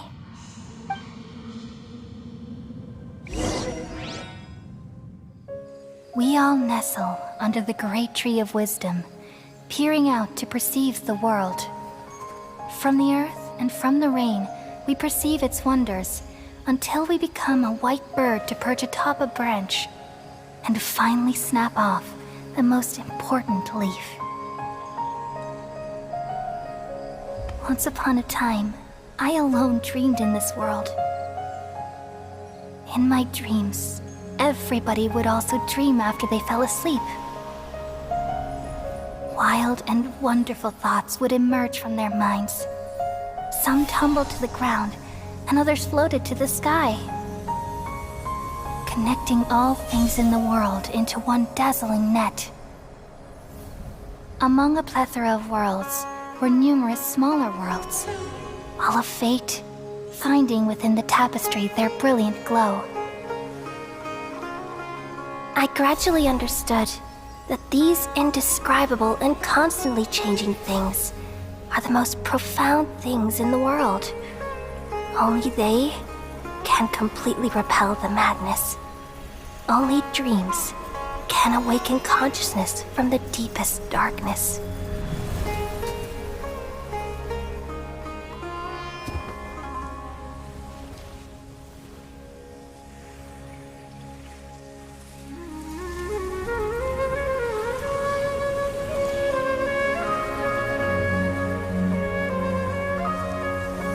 I'm the one who posed this question, yet also the one who sought a solution. Saving the world with the dreams of the people used to be my answer. And now, you've also found your own answer, and I shall return all the dreams to the people.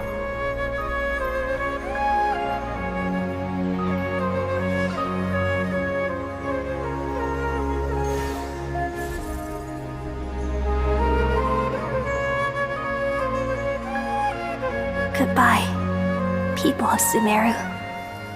May you be blessed tonight with the sweetest of dreams.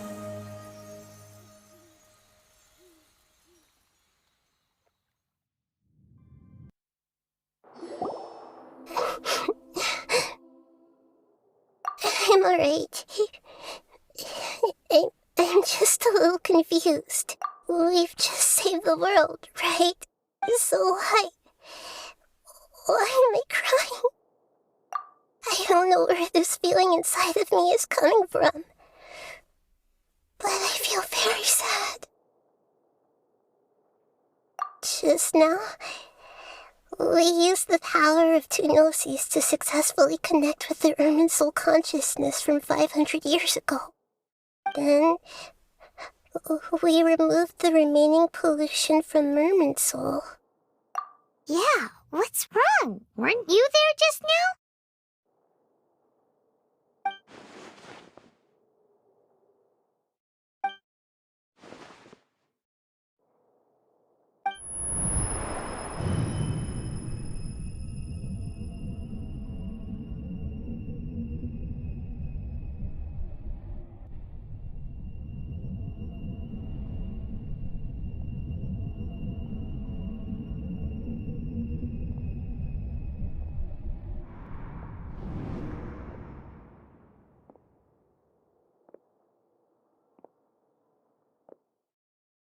Huh? That sound.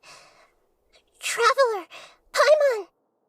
I've been waiting here far too long. But finally I have the chance to be alone with you. All the precious time I wasted has finally paid off. The doctor! What have you done?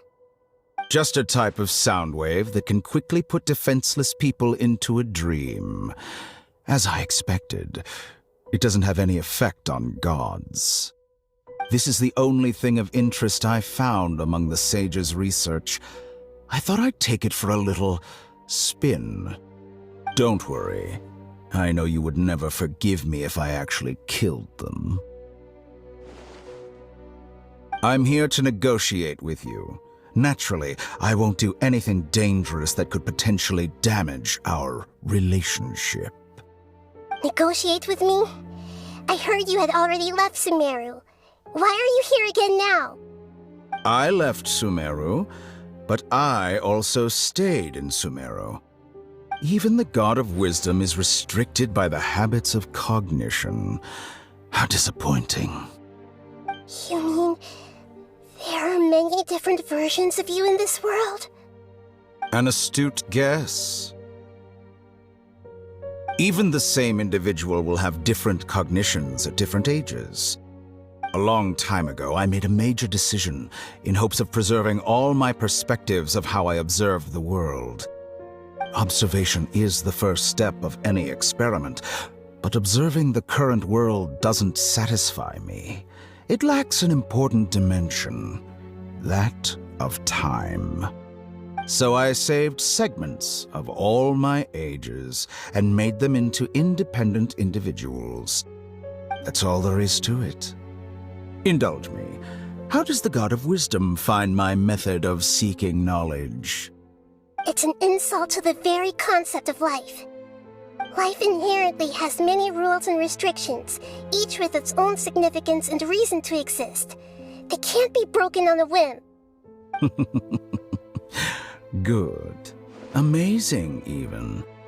Indeed, it's difficult for humans to make peace with themselves, not to mention oneself from a different period.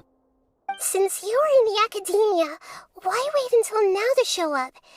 You could very well have stopped us and helped that fake god. Simple. Let me ask you this. Would any staff member ever help the subject in the middle of an experiment? It was my experiment. So why should I interfere with the results? The academia saw the plan to create a god as their ultimate goal, yet you only saw it as an ordinary experiment. You really are crazy. If the experiment succeeded, you would have had a new god on your hands. How would you have faced your own god then? Would you still take the same stance? Would you still hold the same view of yourself? I'm first and foremost a scholar. These results should be left to the judgment of the hypothetical me confronted with that outcome. But you're right. And that's exactly why I'm disappointed with the conclusion of this experiment. As an individual, you don't have any sense of belonging. You seem to have even fewer convictions than a typical scholar. Oh no, I certainly have my own convictions. They just don't fit your standards, that's all. All right, that's enough conversation for today. The experiment is over, and it's time to tidy up the equipment and reclaim any useful materials. For example, the Gnosis.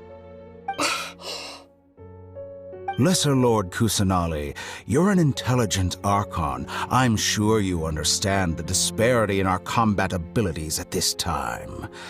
Besides, you have no way to use that Electro-Gnosis in battle. Didn't you say you were here to negotiate with me? Somehow, it's starting to seem like you intend to take it by force now. I'm merely stating a fact. After all, I'm also a scholar. Naturally, I hope to show proper respect and dignity to the God of Wisdom. Your hypocrisy is built on absolute confidence. I understand your scheme, but... what if I were to destroy the Gnosis now and awaken the heavenly principles? Awaken the heavenly principles? Do you think that's really possible? The heavenly principles have been silent for many years, but the Gnosis are symbols of their control over Tevat and all the laws. Will the destruction of a Gnosis attract the attention of the heavenly principles? And if so, how do the Fatui plan to deal with the consequences? Do you dare to gamble such a possibility with me? Gamble? How surprising. I thought you would show evidence or use rigorous reasoning to prove your point. The word gamble is the last thing I expected to hear from the God of Wisdom. But this is a clever move.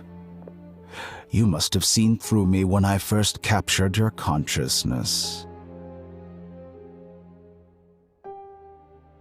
As a scholar, I respect all possibilities. This has always been my principle and is an essential trait as an experimenter. Indeed, I can't ignore this possibility. So tell me then, what are your conditions? This foreign Gnosis will only lead to disaster if it stays in Sumeru. But this Electro-Gnosis is the prize I obtained after defeating one of your fellow Harbingers. Now, as the one who initiated this cascade of events, shouldn't you pay the corresponding price? Price? Interesting. What price would you have me pay? How about erasing all your other segments? So this is how you wish to restrict me, the most threatening opponent of the Nation of Wisdom. What you request of me is like plucking out the eyes I have placed in the dimension of time. Segments are extraordinarily difficult to make. They require extremely rare resources and enormous amounts of time and effort, requiring me to destroy them all here and now. Bravo. A suitably wise decision on your part. Yes, how very interesting. Can I assume that you have long been wary of me? Among all the versions of me, this segment you see now is the most selfish. If it weren't me, your idea wouldn't have worked. What did you see when you were imprisoned?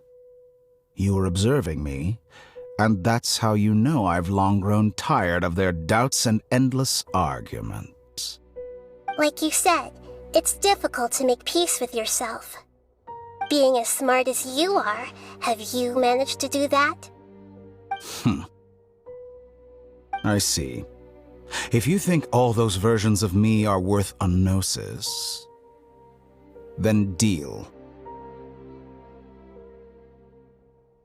You sure didn't hesitate much. Is the relationship between all the versions of you really that bad? I don't think there's any need to dwell on that. The surplus versions of me can be exchanged for a gnosis. Do you think anyone can offer themselves at a higher price? Besides, with my abilities, it's only a matter of time until I find better perspectives. Perhaps it's best to say, you're just temporarily ahead.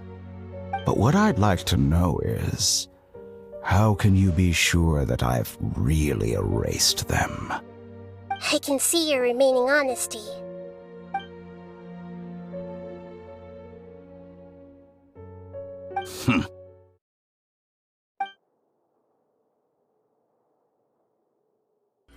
What a ridiculous decision! You can't be serious! How could I have been so short-sighted? You think this is the end? Wait, I'll have my revenge! You'll make Good this riddance, moment count. You will regret this! Well, have you confirmed that it's complete? Here, take it. The future of Sumeru City will be in my hands alone. I will shut down the Akasha and let curiosity and the thirst for knowledge drive the realm of academics once again. There won't be any further gaps for you to exploit. It truly pains me that my academic achievements have never been appreciated in my homeland. Of course, I have no interest in being rejected by this city for a third time. Another chess piece. And where is your dendronosis? Don't be greedy, Harbinger of Snezhnaya. No, this is a different transaction. If you intend to turn off the Akasha anyway, then there's no further use for the Gnosis of Sumeru, is there? Besides, isn't it the Archon's duty to deliver what's desired of the Seeker? Oh, judging from your expression, you don't seem to find the idea very agreeable. Then let's think of it this way. Since you're the god of wisdom, how about I exchange some knowledge with you? People exchanging knowledge with the God of Wisdom is the stuff of legends. Yet here you wish to exchange knowledge for the God of Wisdom's property. Arrogant as that is, it has piqued my interest. Let me ask you, have you in all your mighty knowledge ever heard the rumor that the skies of Tevat are fake? Huh? That's the secret hidden by Irminsul concerning the truth of this world.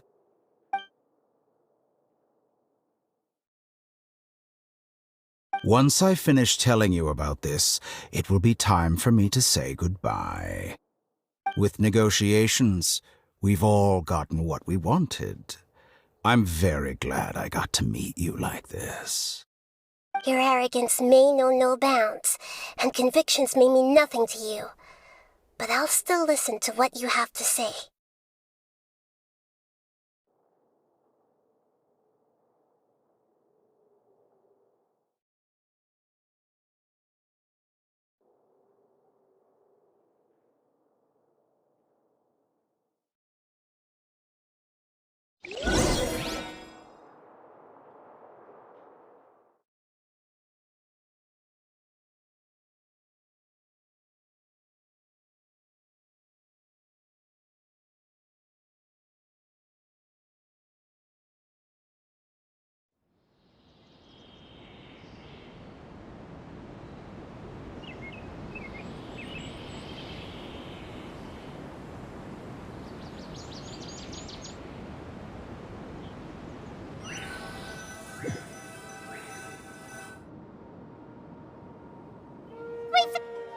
Together! Okay. Wake him up.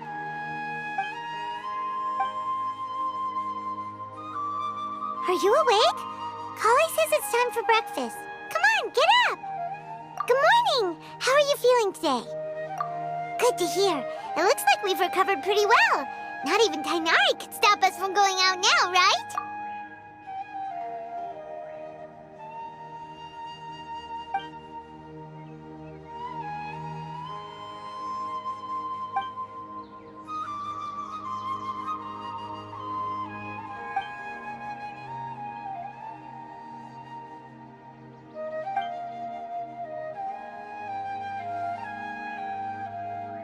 Come on, Traveler, let's go!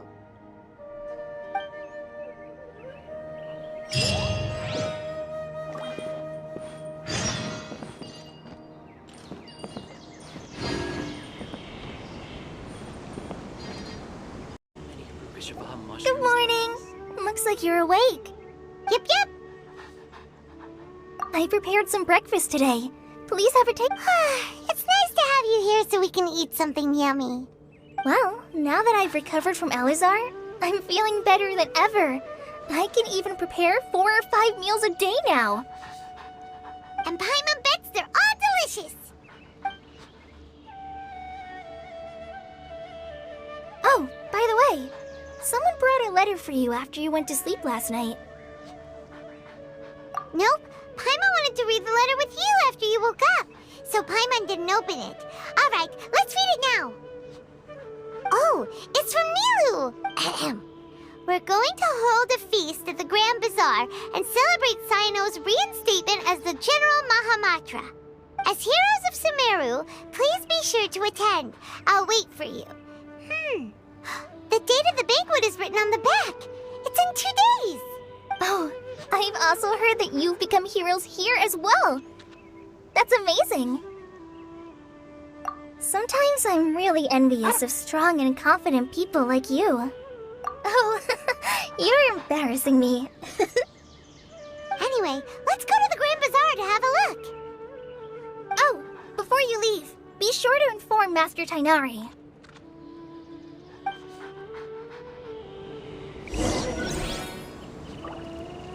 Yesterday, a total of 5 dusk birds flew by.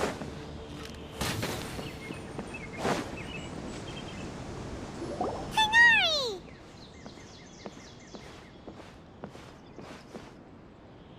Good morning. How do you feel today?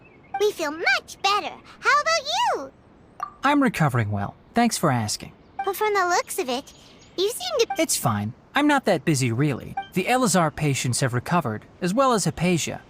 For now, It seems once Irminsul started getting better, everything else... Yes, but there are still some residual effects. The withering is one example.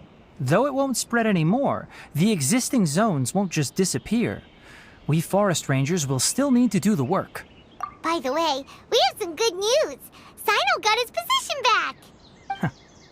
This news is hardly new. He had already mentioned it to me before. Huh? You mean he was already here? Why didn't he come to say hi to us? He visited once, but he was afraid of disturbing you while you were resting.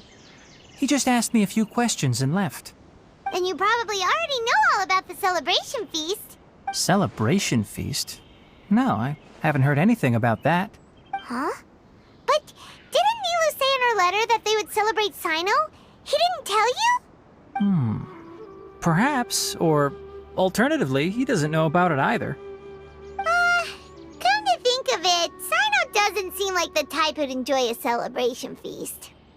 You and Kale are both Sino's close friends. Why don't you come to the feast with us? Kale has taken over some of my tasks these days. I don't think she'll have time for it. Not to mention me. You see, some VIPs have come to the forest recently. Huh? VIPs? Well, technically speaking, they are former VIPs. The sages involved in recent incidents have begun their training in the Avidya forest, and the people they had previously imprisoned have all been released. Huh? Yes, he's a little weak, but he isn't injured and his condition is stable. Lesser Lord Kusanali, in her boundless mercy, has decided to spare Azar and the other wrongdoers. Supposedly, they were ashamed of their shallow ideologies and have decided to dedicate the rest of their lives to cultivating wisdom in the Avidya forest. When they learned that Lesser Lord Kusanali had defeated the Balladeer and saved Irminsul, they were shocked at first, but also became happy, feeling that the sacred light guiding them on the path of discovering wisdom had begun to shine once again. As a result, work has increased for the forest rangers. That sounds really exhausting. There's nothing we can do, really. But that's another topic.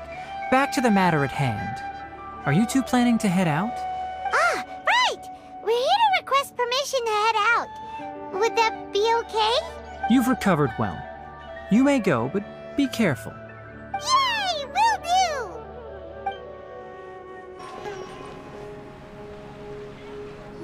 Well, there won't be any problems if the feast starts at that time. Everything has already been prepared. Mr. Zubair, I finished tallying things up here. Well, except for the guests. Is a simple reply really that much to ask of our guests? It's affecting our arrangements. Oh, it'll be fine. Besides, it never hurts to get things ready in advance. I was thinking the same thing. The feast will be held sooner or later, right? Hey, Nilu! Traveler, Paimon! We got your letter, so here we are! You're the best! The other guests haven't even replied yet. Huh? Are we the only ones that have arrived? Yeah. I had someone deliver letters to all of our guests. But maybe everyone is still busy with other things. Look, I get it. Sumeru is in an extremely important period of... Nilu is Sumeru's #1 celebrity, after all. You have no idea how happy... If you consider enjoying Nilu's dances having good taste, then almost because Paimon thinks everybody will love her. That's right. We all think she's Nilu is an absolute favorite among those of us who frequent the Grand Bazaar. For Outlander, Master Zubair. Let's have a vote for the most outstanding audience members next time. I think these two may win. Nonsense! It is not for us to determine. But indeed, we could try giving gifts to people with particularly good taste. I heard there's a device in Fontaine called a camera. Ooh, good idea. I wonder what... I don't want you giving pictures of me to... There's always a lot going on at the Grand Bazaar. Yeah, and that's why I love it here. Traveler and Paimon, could you help confirm if the letters were actually delivered? If for some reason they didn't receive the letters, then please tell everyone that there will be a feast here. Yeah, we can also check out how everything in Sumeru is going now. When I wrote the letters, I heard that Dia was in Port Ormos, and Alhaitham was at the Academia. As for Sino, we've only heard that he appears at the Academia from time to time. I'm not too sure about Rahman's whereabouts. My guess is that he's with Dia. As for Dunyarzad, I just hope she's feeling better. I sent her a letter, but I was afraid of disturbing her. If you have time, please ask about her for me. Okay, got it. Let's go, Traveler.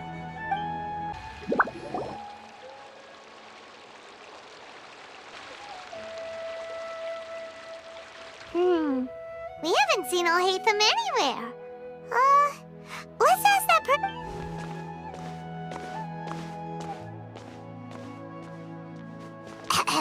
Hey there, have you seen Alhaitham around? Yes, it seems Scribe Alhaitham has gone to the House of... But you're already the second group of people I've seen looking for him today. Oh?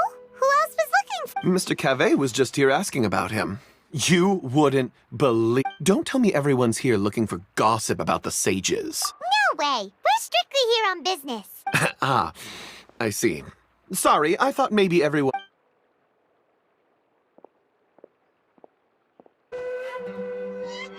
Alhaitham should be around here somewhere, right? Oh, he's over there! But it looks like he might not have time for us. Just put down that worthless book and tell me what happened in the academia. This is not just some worthless book.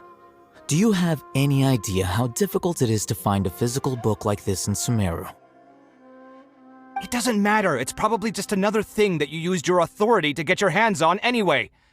Just put it aside. Listen, I came back today only to hear that the sages have disappeared. Oh?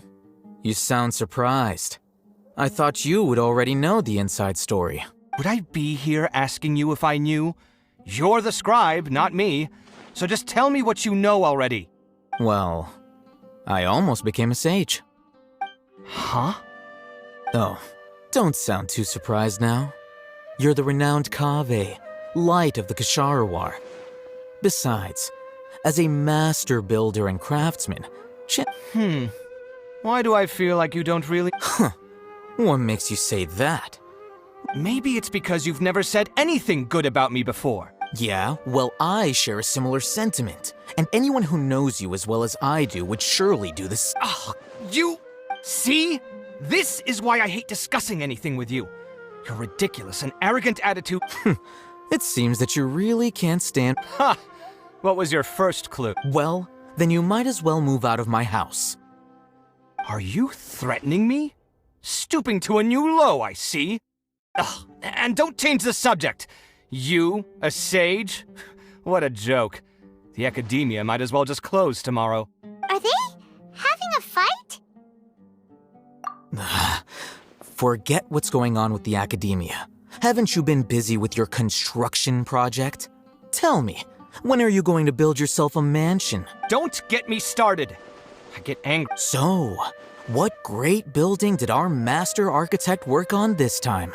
Like I need to tell you. Keep your nose out of my business. No, I think we deserve to know. Where were you when Sumeru needed you most? I was in the desert for a large project, but considering Haravatat's utter ignorance of architectural and aesthetic matters, which is truly unfortunate, I can only pity the man who doesn't understand the first... Hold on, wait a second. What do you mean by when Sumeru... Well, while you were out fiddling around in the desert, many people came together to save Sumeru from a crisis. Ha! And you think I'd believe that? Look, all you really need to know is that Azar and all his accomplices have all been overthrown. Huh?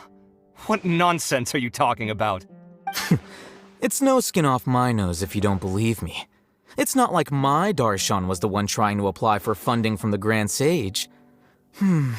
Yours, though, on the other hand... You know what? I'll ask around. I'm sure someone knows what's going on here. You're dead if I find out you're lying to me.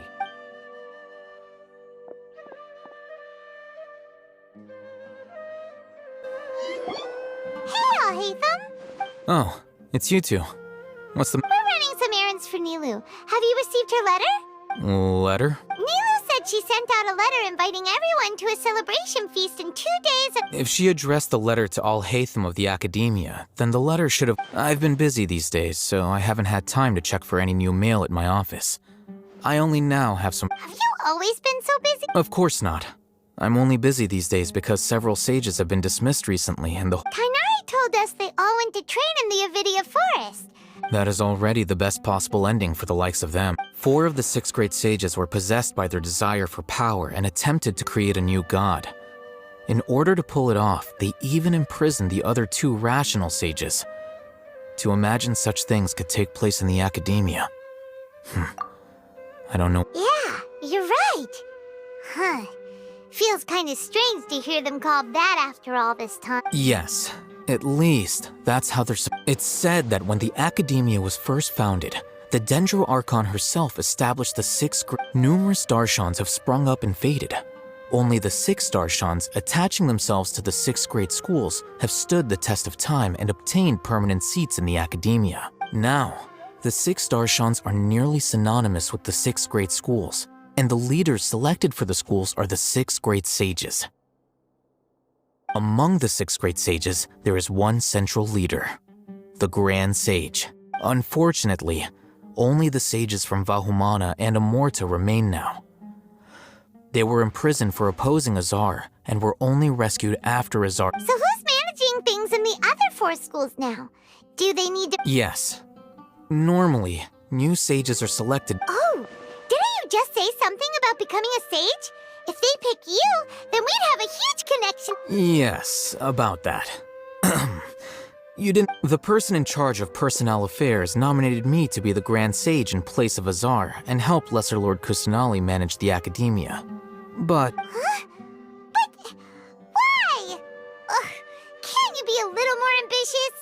I'm not even interested in being one of the 6th grade sages. Like I said before, I don't like being a leader. Oh, all right. So are you busy these days? That's not my job either. I'm only responsible for handling important affairs within the Academia before the new sages take office. And the first thing I'll do is reject Kasharawar's application for funding. By the way, who was that other person just now? Is he your friend? Do we look like friends? Paimon doesn't know. That's why Paimon's at— His name is Kaveh, my roommate. You could say he's the representative for Ksharawar scholars.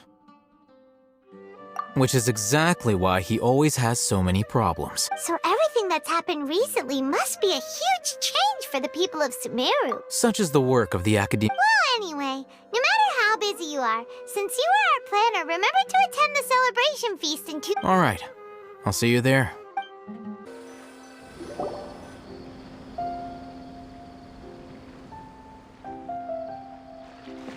This is Port Ormos. Now where could— Is that Paimon I hear? Huh? Oh, it's been a while. How are you doing? Dunyarzad! It's been so long since we've seen you! I'm doing well. I can go as far as saying I don't know if you've heard, but Elazar has completely disappeared, and all the patients have recovered. You kidding? Knowing them and the connections they've got, I'm sure they've heard about it. Yeah! That's right. My lady is feeling better now, so I'm accompanying her for a walk. Why do you still call me that, Dia? You've already informed my father of your resignation. I guess I'm just used to calling you my lady. Old habits die hard. Resignation? You mean you're— Yeah, I might start losing my edge if I keep being a bodyguard for the Homayanis. You know that my parents and I are fond of you, and that we appreciate you very much. It wouldn't be a problem if you wish to continue to be our bodyguard. I'm not a woman that's easily persuaded. You should know that by now. When I took this job, I'd already decided that I'd quit as soon as you'd recovered. It's time for me to get back out there and chase that horizon. So what are you gonna do now if you're not gonna be a bodyguard anymore? I want to take a risky job and put my body to the test again. Huh? But we literally just finished one of the most dangerous jobs ever! Are you getting bored already? I know. If I hadn't joined in that plan with you, I wouldn't have come up with this idea. I guess I still get fired up by that feeling of going all out in a fight. It made me realize that I'm still a mercenary through and through. Life is short, and I'm happy that I got to be a part of that operation. But the whole thing also made me realize that there are still many problems in Sumeru. And as a desert dweller, I'm still not completely ready to settle down on this side of the wall. Well, I remember a friend had someone bring you a message. You mean I'll hate them? I didn't expect him to still remember that. We just came from talking with Alhaitham. Did he tell you that he suggested that I come work at the Academia? What? I heard that Azar and his cronies fell from power, and Alhaitham told me that now was a good time to find a job in the Academia. But only if I— Whoa! Paimon can't see you being anything other than a mercenary. Me neither. But I think... Ugh, forget about it. I wouldn't last 10 seconds. I'll hate them probably just like the way I worked and knew I'm good in a fight. So he suggested I... But you know, if you take him up on the offer, Sino might actually agree and let you become a Matra, because you're super amazing. The Matra have all the talent they need as long as they have Sino. I prefer to be free to live however I choose. In fact, I chose this job from the very start because I knew it'd be right up my alley. Even if being a mercenary means facing all kinds of... A lion has to return to the wild sooner or later. If anything, being your bodyguard has been unfamiliar territory. I don't want to see you go, but... I'm glad to hear you say that. Come on, no need for the sad face. It's not like we'll never meet again.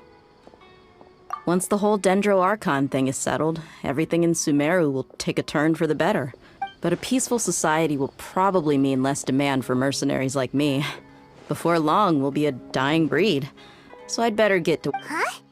But wait a second! You make it sound like you're leaving now! Well, no, not yet at least. I promised my lady I'd stick around until next week. So, have you been in Port Ormos this entire time? We were wondering if you had received a letter from Nilu. Oh, did Nilu write to us? She heard that you were seen in Port Ormos, so she sent the letter. Huh. It was probably sent to the inn, though. My lady has been very energetic lately and keeps taking me on hikes, staying out even into the night. By the time we get back, the receptionist is usually off napping on the job. Right, and we tend to leave quite early in the morning, so the old man on duty is also usually dozing off. So what it really sounds like is that the person on duty is always asleep. I bet the letter's at the reception desk. No wonder there wasn't a reply. You never received the letter. Good thing Nilu asked us to come and check on that. Sorry to make you two come all the way out here. It must be something important for Nilu to specifically write to us like that. Yes, she said they were preparing a victory feast in the Grand Bazaar, and will also be celebrating Sino's reinstatement as General... Great! I'll be sure to attend. Count me in too. But is there some sort of dress code or anything for the feast? Can I just show up looking like this? Since it's being organized by Nilu, I don't think she'll be too picky about that. If anything, I think she wants to see us as our most natural selves. All right, then this is how I'll show up. The feast will be held in 2 days, so don't forget. Sure. Thank you so much for letting us know. We'll see you there. Oh, by the way, do you happen to know where Sino and Raman are?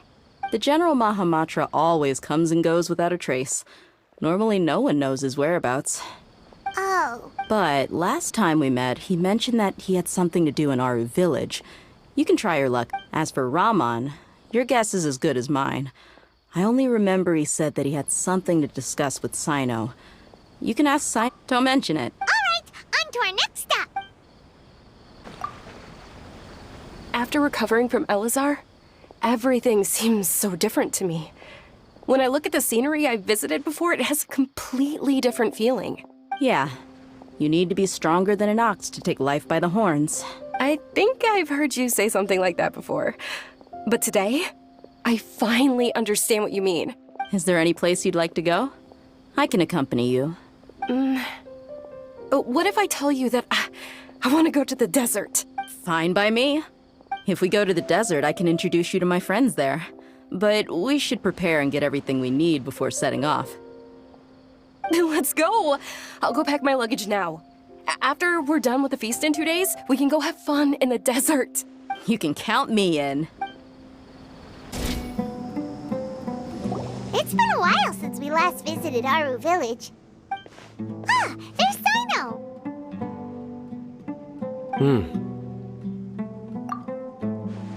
What brings you here? We recovered well, and Tanari agreed to let us leave, so now we're out and about again. It seems Gandharvaville's medical treatment is still as good as ever. And Tanari is recovering well. That's good to hear. Yeah, you're the one who brought us to him when we lost consciousness. You're welcome. Tainari has excellent medical skills, and Kale is quite attentive. It was the best place. But why are you just standing here like a dead tree? I'm meeting some people. Oh, you mean Candace? I've already talked with Candace and the village chief. They're still at the usual place. You can go, but you know one of the people I'm meeting as well. Oh, by King Deshret's blessing, my friend suddenly appears in the desert. Don't tell me you've run into trouble and need us to help now. Roman! And... huh? Sataria? Oh, you know me?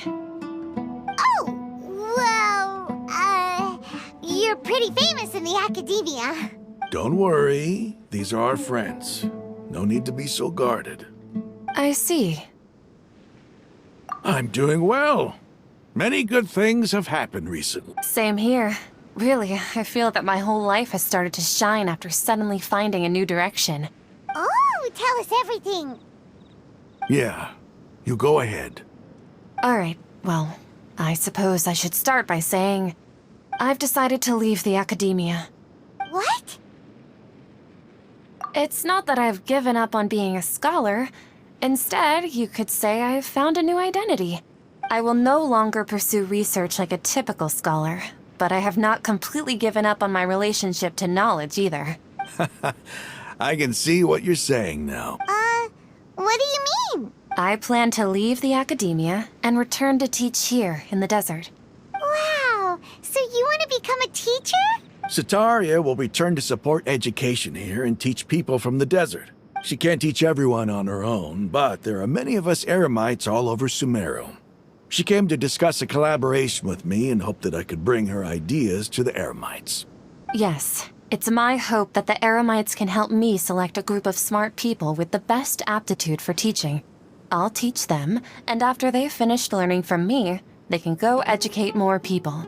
That is the true meaning of education and the spreading of knowledge. The people of King Deshret suffer from sandstorms, exile, and ignorance. Miss Ataria is more than welcome to come teach here. Her arrival is like a star shining in the desert night. The stars have always guided caravans, thieves, soldiers, and travelers who get lost in the night. They lead those in the dark out of trouble and back to safety. Oh, please. Where's all of this coming from? I'm starting to feel a little embarrassed. You deserve these compliments.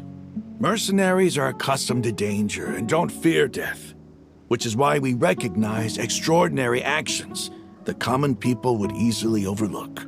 Sataria's idea will bring much good to many people. At first, I feared it was destined to fail. Everyone knows that the academia doesn't allow scholars to teach in the desert without permission. As you know, all knowledge is under their surveillance and control, and very few desert dwellers are as lucky as me. But what I heard at that time has been haunting my heart, as if there were lightning bolts constantly bombarding my soul. Sataria, you tread a treacherous path, and the longer you ignore it, the tighter the academia's grasp on you will become. Sataria, why haven't you gone home? Never forget that the desert that belongs to you lies elsewhere. Miss. These words sparked something in me, and I knew that I had to bring something back to my people after going home. I gathered up the courage to approach the Grand Sage, only to find that he was no longer at the academia. Lord Sino told me that Azar didn't belong there anymore. Azar has received much-needed punishment. Though, if you ask me, it may have been too light. Lord Sino helped me obtain permission to leave the academia for the desert, and accompanied me here to discuss collaboration with members of the Eremites. My plan was able to go smoothly thanks to him and Rahman. You're all doing so much for the desert. Aside from that, I also have some other business to discuss with Sino. Lesser Lord Kusanali has allocated many resources to support and develop the desert. I've done some business for her, and part of it required I applied for a few batches of educational materials from the academia, and sent them to several groups in the desert, as instructed by Lesser Lord Kusanali. That's exactly what the people here need. Physical books and other related items. If it weren't for Sino and Lesser Lord Kusanali... Apart from this, the academia is also recruiting scholars that are willing to teach in the desert. I'll let you and Sataria know as soon as I have any more news. We must be persistent about this, and maintain these resources to ensure long-term effectiveness. This is the first time in hundreds of years we've had a glimmer of hope. Remember these words. Here lies our faithful priest, Kasala. His wisdom is a miracle among the people. I hope people with wisdom like that priest will rise again among the desert dwellers.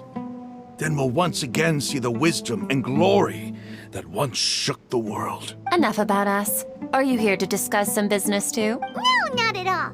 We're actually here on behalf of Nilu. Nilu wanted to write to everyone, but she wasn't sure where the letters should be sent, so she asked us to come find everyone personally. A celebration feast will be held in 2 days at the Grand Bazaar. She hopes that all of you will be able to attend. At the feast, we'll also be celebrating Sino's reinstatement as General Mahamatra.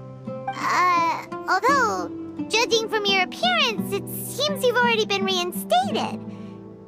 Paimon thought you would only start working for the Academia after the feast. Celebration?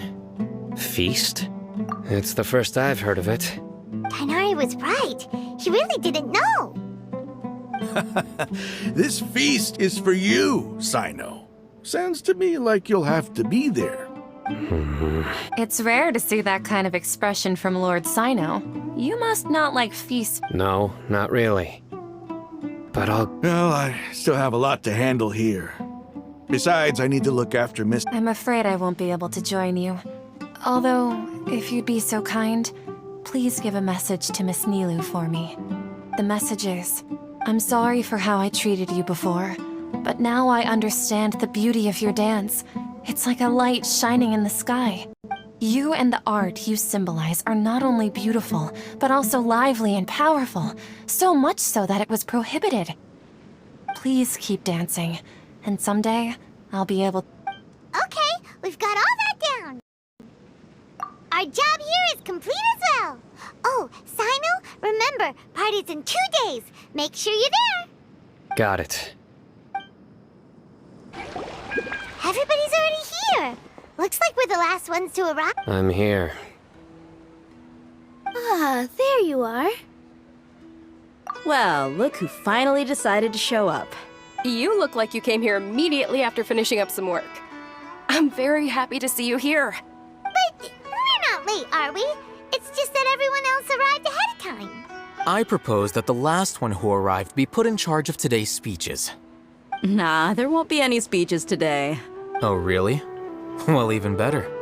Come join us over here. Let's share some great food and drinks, and chat about all sorts of fun things. Everything looks quite good. Wow, Paimon can't wait! Traveler, just look at all the delicious food here.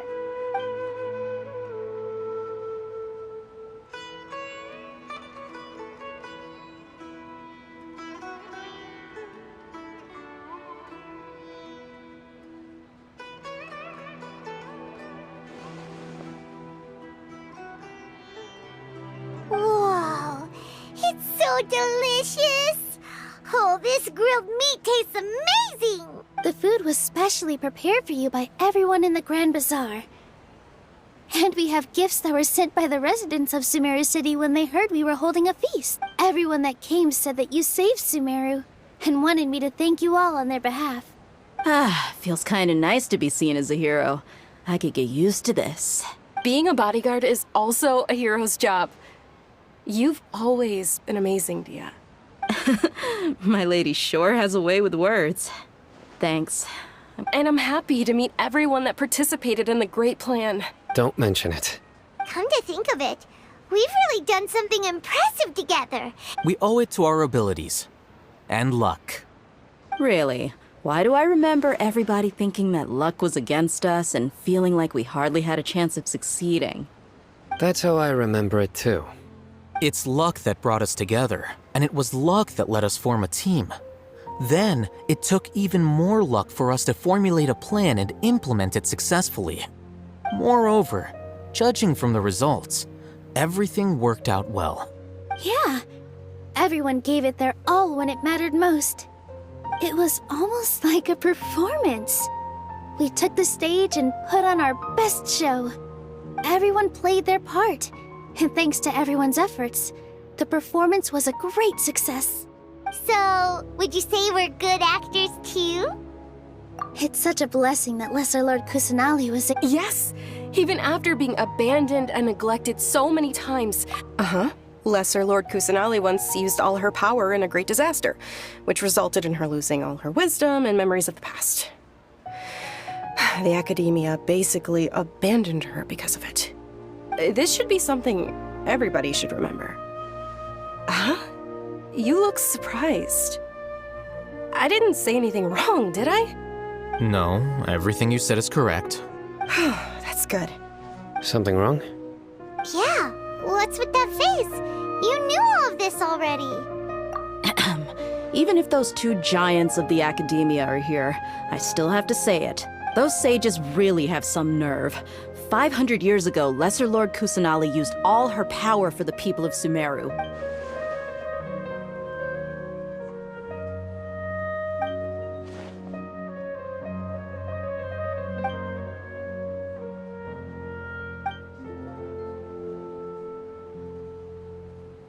If you bite the hand that feeds you, don't act surprised when it turns into a knuckle sandwich, right, Sino? Perhaps I shouldn't say this, but their treatment of Lesser Lord Kusanali calls for a more severe punishment. You could simply tell Lesser Lord Kusanali that you wish to have Azar and his accomplices severely punished. I respect our deity's decision, and won't interfere in any way. While we're on this topic, why didn't you accept the Academia's invitation to become the Grand Sage? Are you trying to say that I'm fit to be a sage? Not at all. But every person handling the selection process has said that you are the most suitable candidate to lead the Academia right now. Why? Because he dethroned Azar from power? Could you try to put it another way? This is a good thing, yet you're making it sound like I overthrew Azar for my own personal gain. But seriously, though, I always wondered if you had some personal motives behind it. I did have my own motive, but it had nothing to do with being a sage. If the rules of our nation were suddenly cast by the wayside, then it wouldn't be long until chaos ensued. I had no intention of letting their dreams disrupt my life. By that, you mean your life working as the Academia's scribe? Precisely. Wait, is that all? So, that's the only reason why you joined us and came up with all those plans? It's reason enough. You've certainly got quite the personality. You flatter me. All right then. How about you? You've already resumed work as the General Mahamatra, right? That's right. Will you be happy with that? It's not about being happy. Even so, keep your spirits up and try to be happy, okay? Thank you. I'll keep that in mind.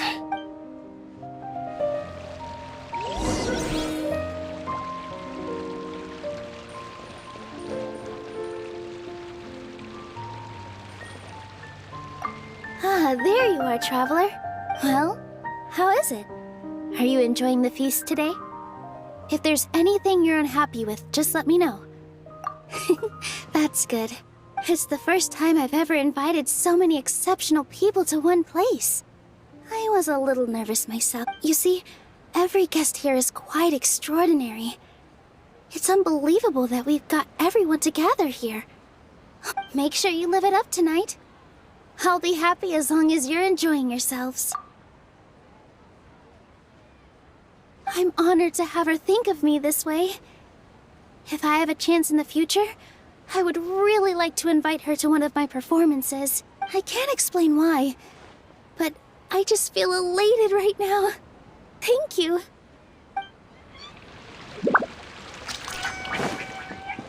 Healthy body. The atmosphere here is good. And everything is delicious. Yeah, I don't often come to such places. But it feels quite good. I have a lot to handle these days. Otherwise, I could show you around. There's always next time. We're friends after all. This feast is pretty good. I like it.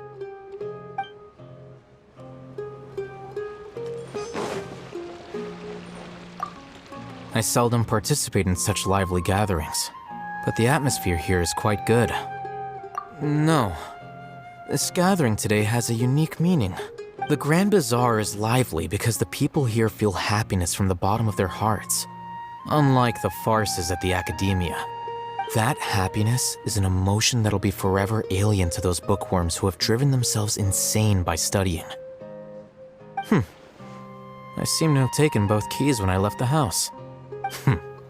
Oh well.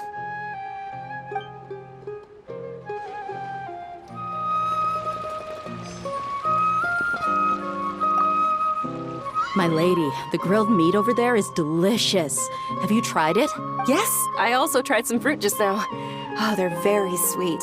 What an amazing place to relax. No wonder everybody likes to rest at the Grand Bazaar. You said it. Oh, look who else is here.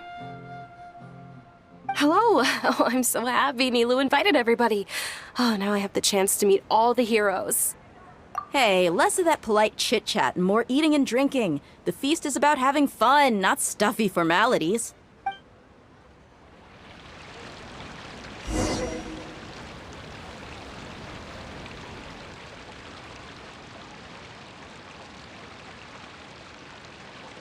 Hey, what's wrong? Your head is starting to droop. Hey, you can't just fall asleep here. Paimon will go find something delicious for you to eat. You'll wake up once you've put something yummy in your tummy. Of course, just wait here for Paimon.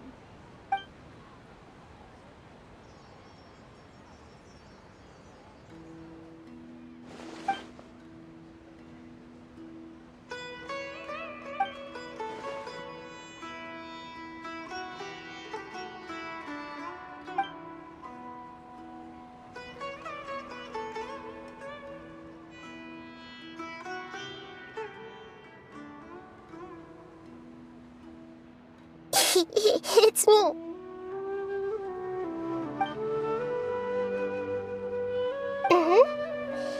You may blame me for being a bit too self-indulgent. I was thinking about talking with you, and the next thing I knew, I had made a connection with you. The connection between us is amazing. It's like flora and the fence it grows upon. I heard there's an amazing celebration feast today at the Grand Bazaar. I wanted to have a look for myself, so I snuck in. Lately, I've been so busy dealing with all the fallout from recent events, so I really haven't had any free time.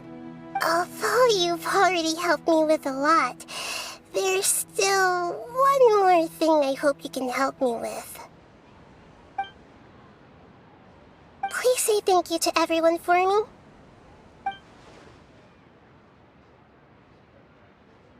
Oh, is it not convenient for you to do that for me? But if I just show up all of a sudden, people will become all quiet and stiff, won't they? What if I end up scaring them and ruining this wonderful feast? That'd be the last thing I want.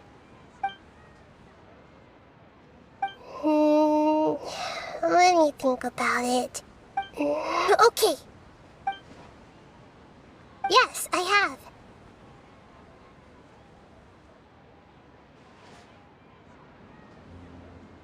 You said I should go thank everyone as myself, right? So... I've decided to borrow your body for the time being. Please don't blame me. The flora also climbs up to the fence to get closer to the sky.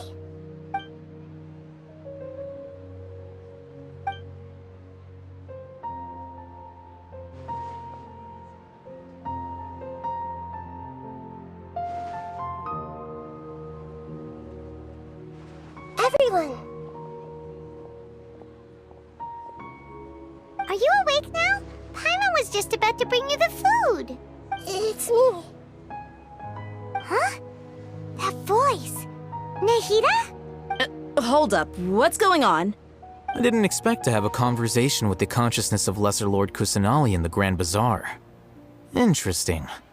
Is this also a part of the feast? No, of course not. Are you... Lesser Lord Kusanali? Hello, Nilu. You know who I am? Yes, I already know every one of you.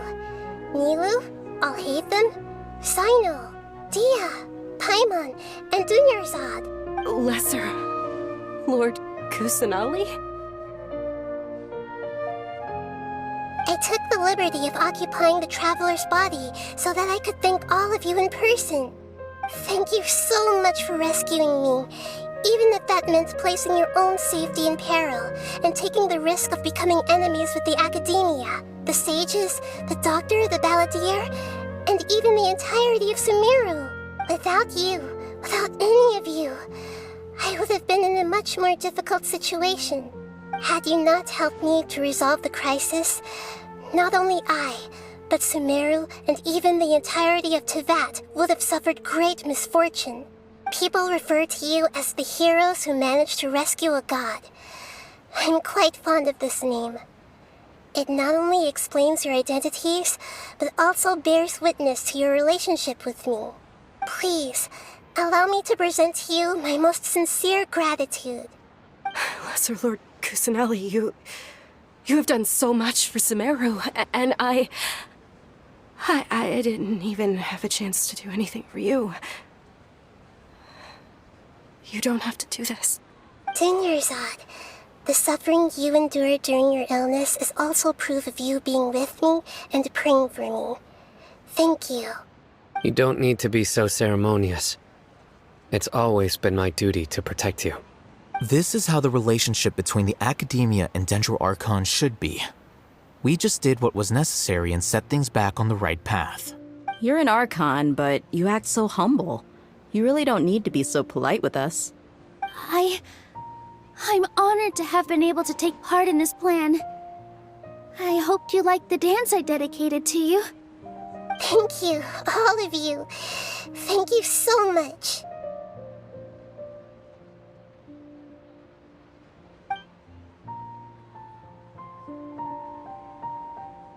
Yeah.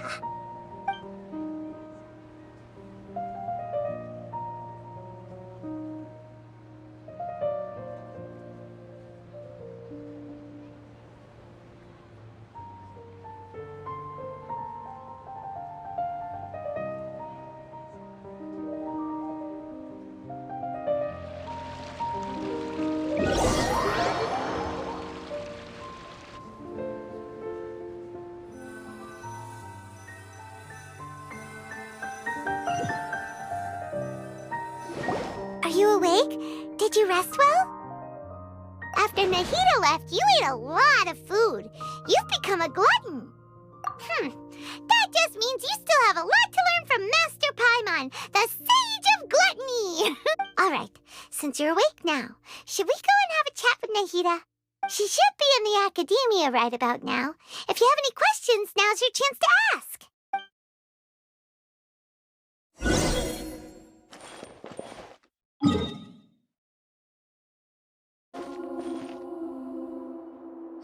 Nahida! Hello, Traveler and Paimon. What a fantastic night.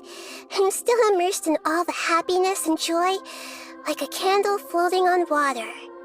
So are we, and that's why we're here to talk with you. Is there anything you want to know?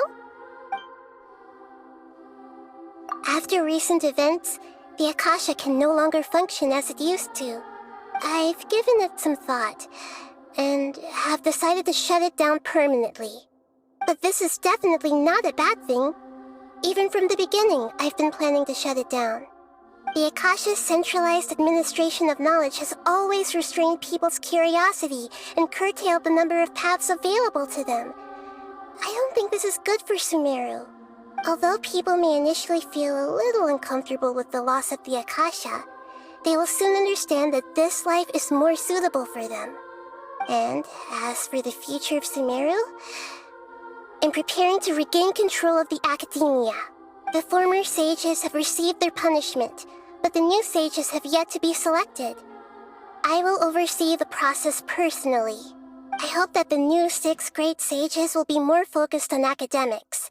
Sumeru needs such leaders more than ever. The other big issue is the people of King Deshret. All the residents of the desert, in fact. They have been mistreated for far too long. I've already taken some measures to address this.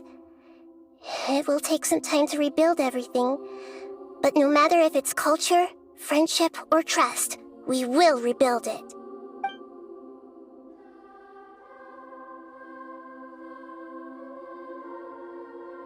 You mean, what happened after the doctor put you to sleep? Not exactly.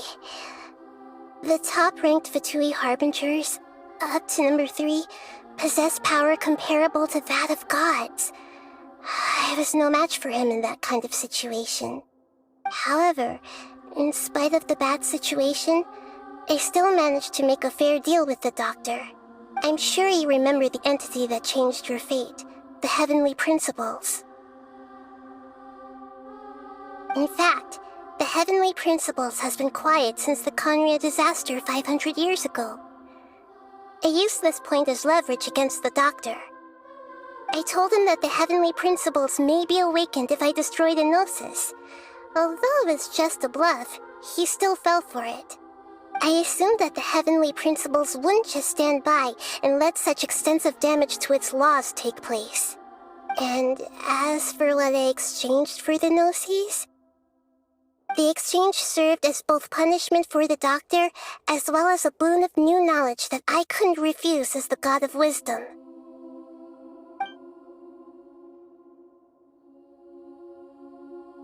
He's still in a coma. I've hidden him like how one would hide a feather. I know you have many misgivings about him, but as someone who had become a god, he has retained a number of very useful features. Don't worry, I'll keep an eye on him and make sure he doesn't do any evil. In addition, there are still some mysteries left in him. Some things may be very clear from my perspective, but he is still yet to understand them himself. His future will be determined by fate. Is that where you're headed next? Fontaine, the Nation of Justice? As far as I know, that nation operates in a judicial system. Does their Archon personally judge people? No, there's a Chief Justice in Fontaine. Generally speaking, the Hydra Archon, Focalor, won't preside over individual trials. However, even then, Focalor will still make herself present at just about every trial. It seems that she just likes to immerse herself in that sort of atmosphere. As Archon, she still reserves the right to influence the final verdict. Anyway, let's just say she's got, a very unique personality.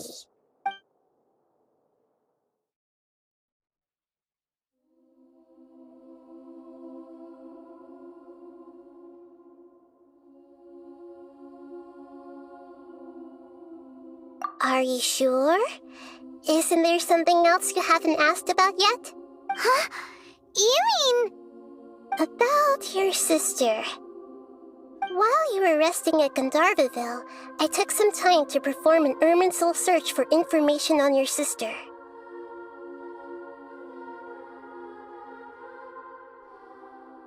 Yeah! Isn't Irminsul a repository for all the information and memories of Teyvat? So there shouldn't be anything on him or his sister.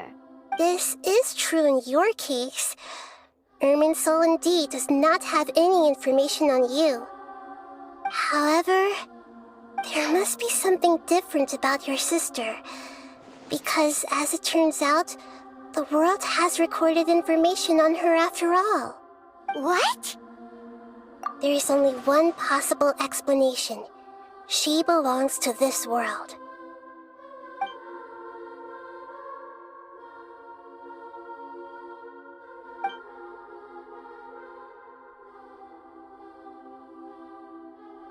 But nothing about this makes any sense! Wasn't this your first trip to Teyvat? According to the records I was able to access, your sibling suddenly appeared in Conria. After the Conria disaster, she began her journey through the 7 nations of Teyvat. But just as her journey was about to reach its conclusion, the Irminsul records on her suddenly become fuzzy. What do you mean, fuzzy? Did something happen to her? All I know for sure is that somebody, for reasons only they can know, is deliberately obfuscating her fate. And whoever it is, If they can do that, who knows what else they're capable of. But even that wouldn't explain how she somehow comes from this world. Something else I noticed was that according to these records, the Fatui have not classified your sibling as one of the Descenders. What's a Descender? Paimon's never heard of it. Look, I'm sure you must be curious about the information I received from the Fatui in return for my gnosis, right? A very important part of the intel was about this world's Descenders. External beings, ones that don't belong to this world. Traveler, you are Tevat's 4th Descender. Huh? So the Fatui count 3 other Descenders before the Traveler, and his sister isn't even one of them? That's right. My current hypothesis is that the first Descender was likely what we now call the Heavenly Principles. As for the other Descenders, I still need to verify their existence. It could take me some time. Paimon's head's about to burst from all this crazy new information. And yet, even knowing all this, I'm sure you must still have a lot of unanswered questions. I must say, I truly regret that I can't help you more as the God of Wisdom. There are many questions in my heart as well. I will need some time to go through each one of them. And soon, you'll also begin your journey anew and depart from Sumeru. I'm very interested in your future. It's a journey that can't be observed or recorded by this world. If fate is the ultimate knowledge, then your future will be the ultimate fate. Paimon's sure glad we got to meet you, Nahida. The pleasure is all mine. I can't thank you enough. Alright, that's enough talk for today. If you ever miss me, just close your eyes, and maybe I'll appear in your dreams.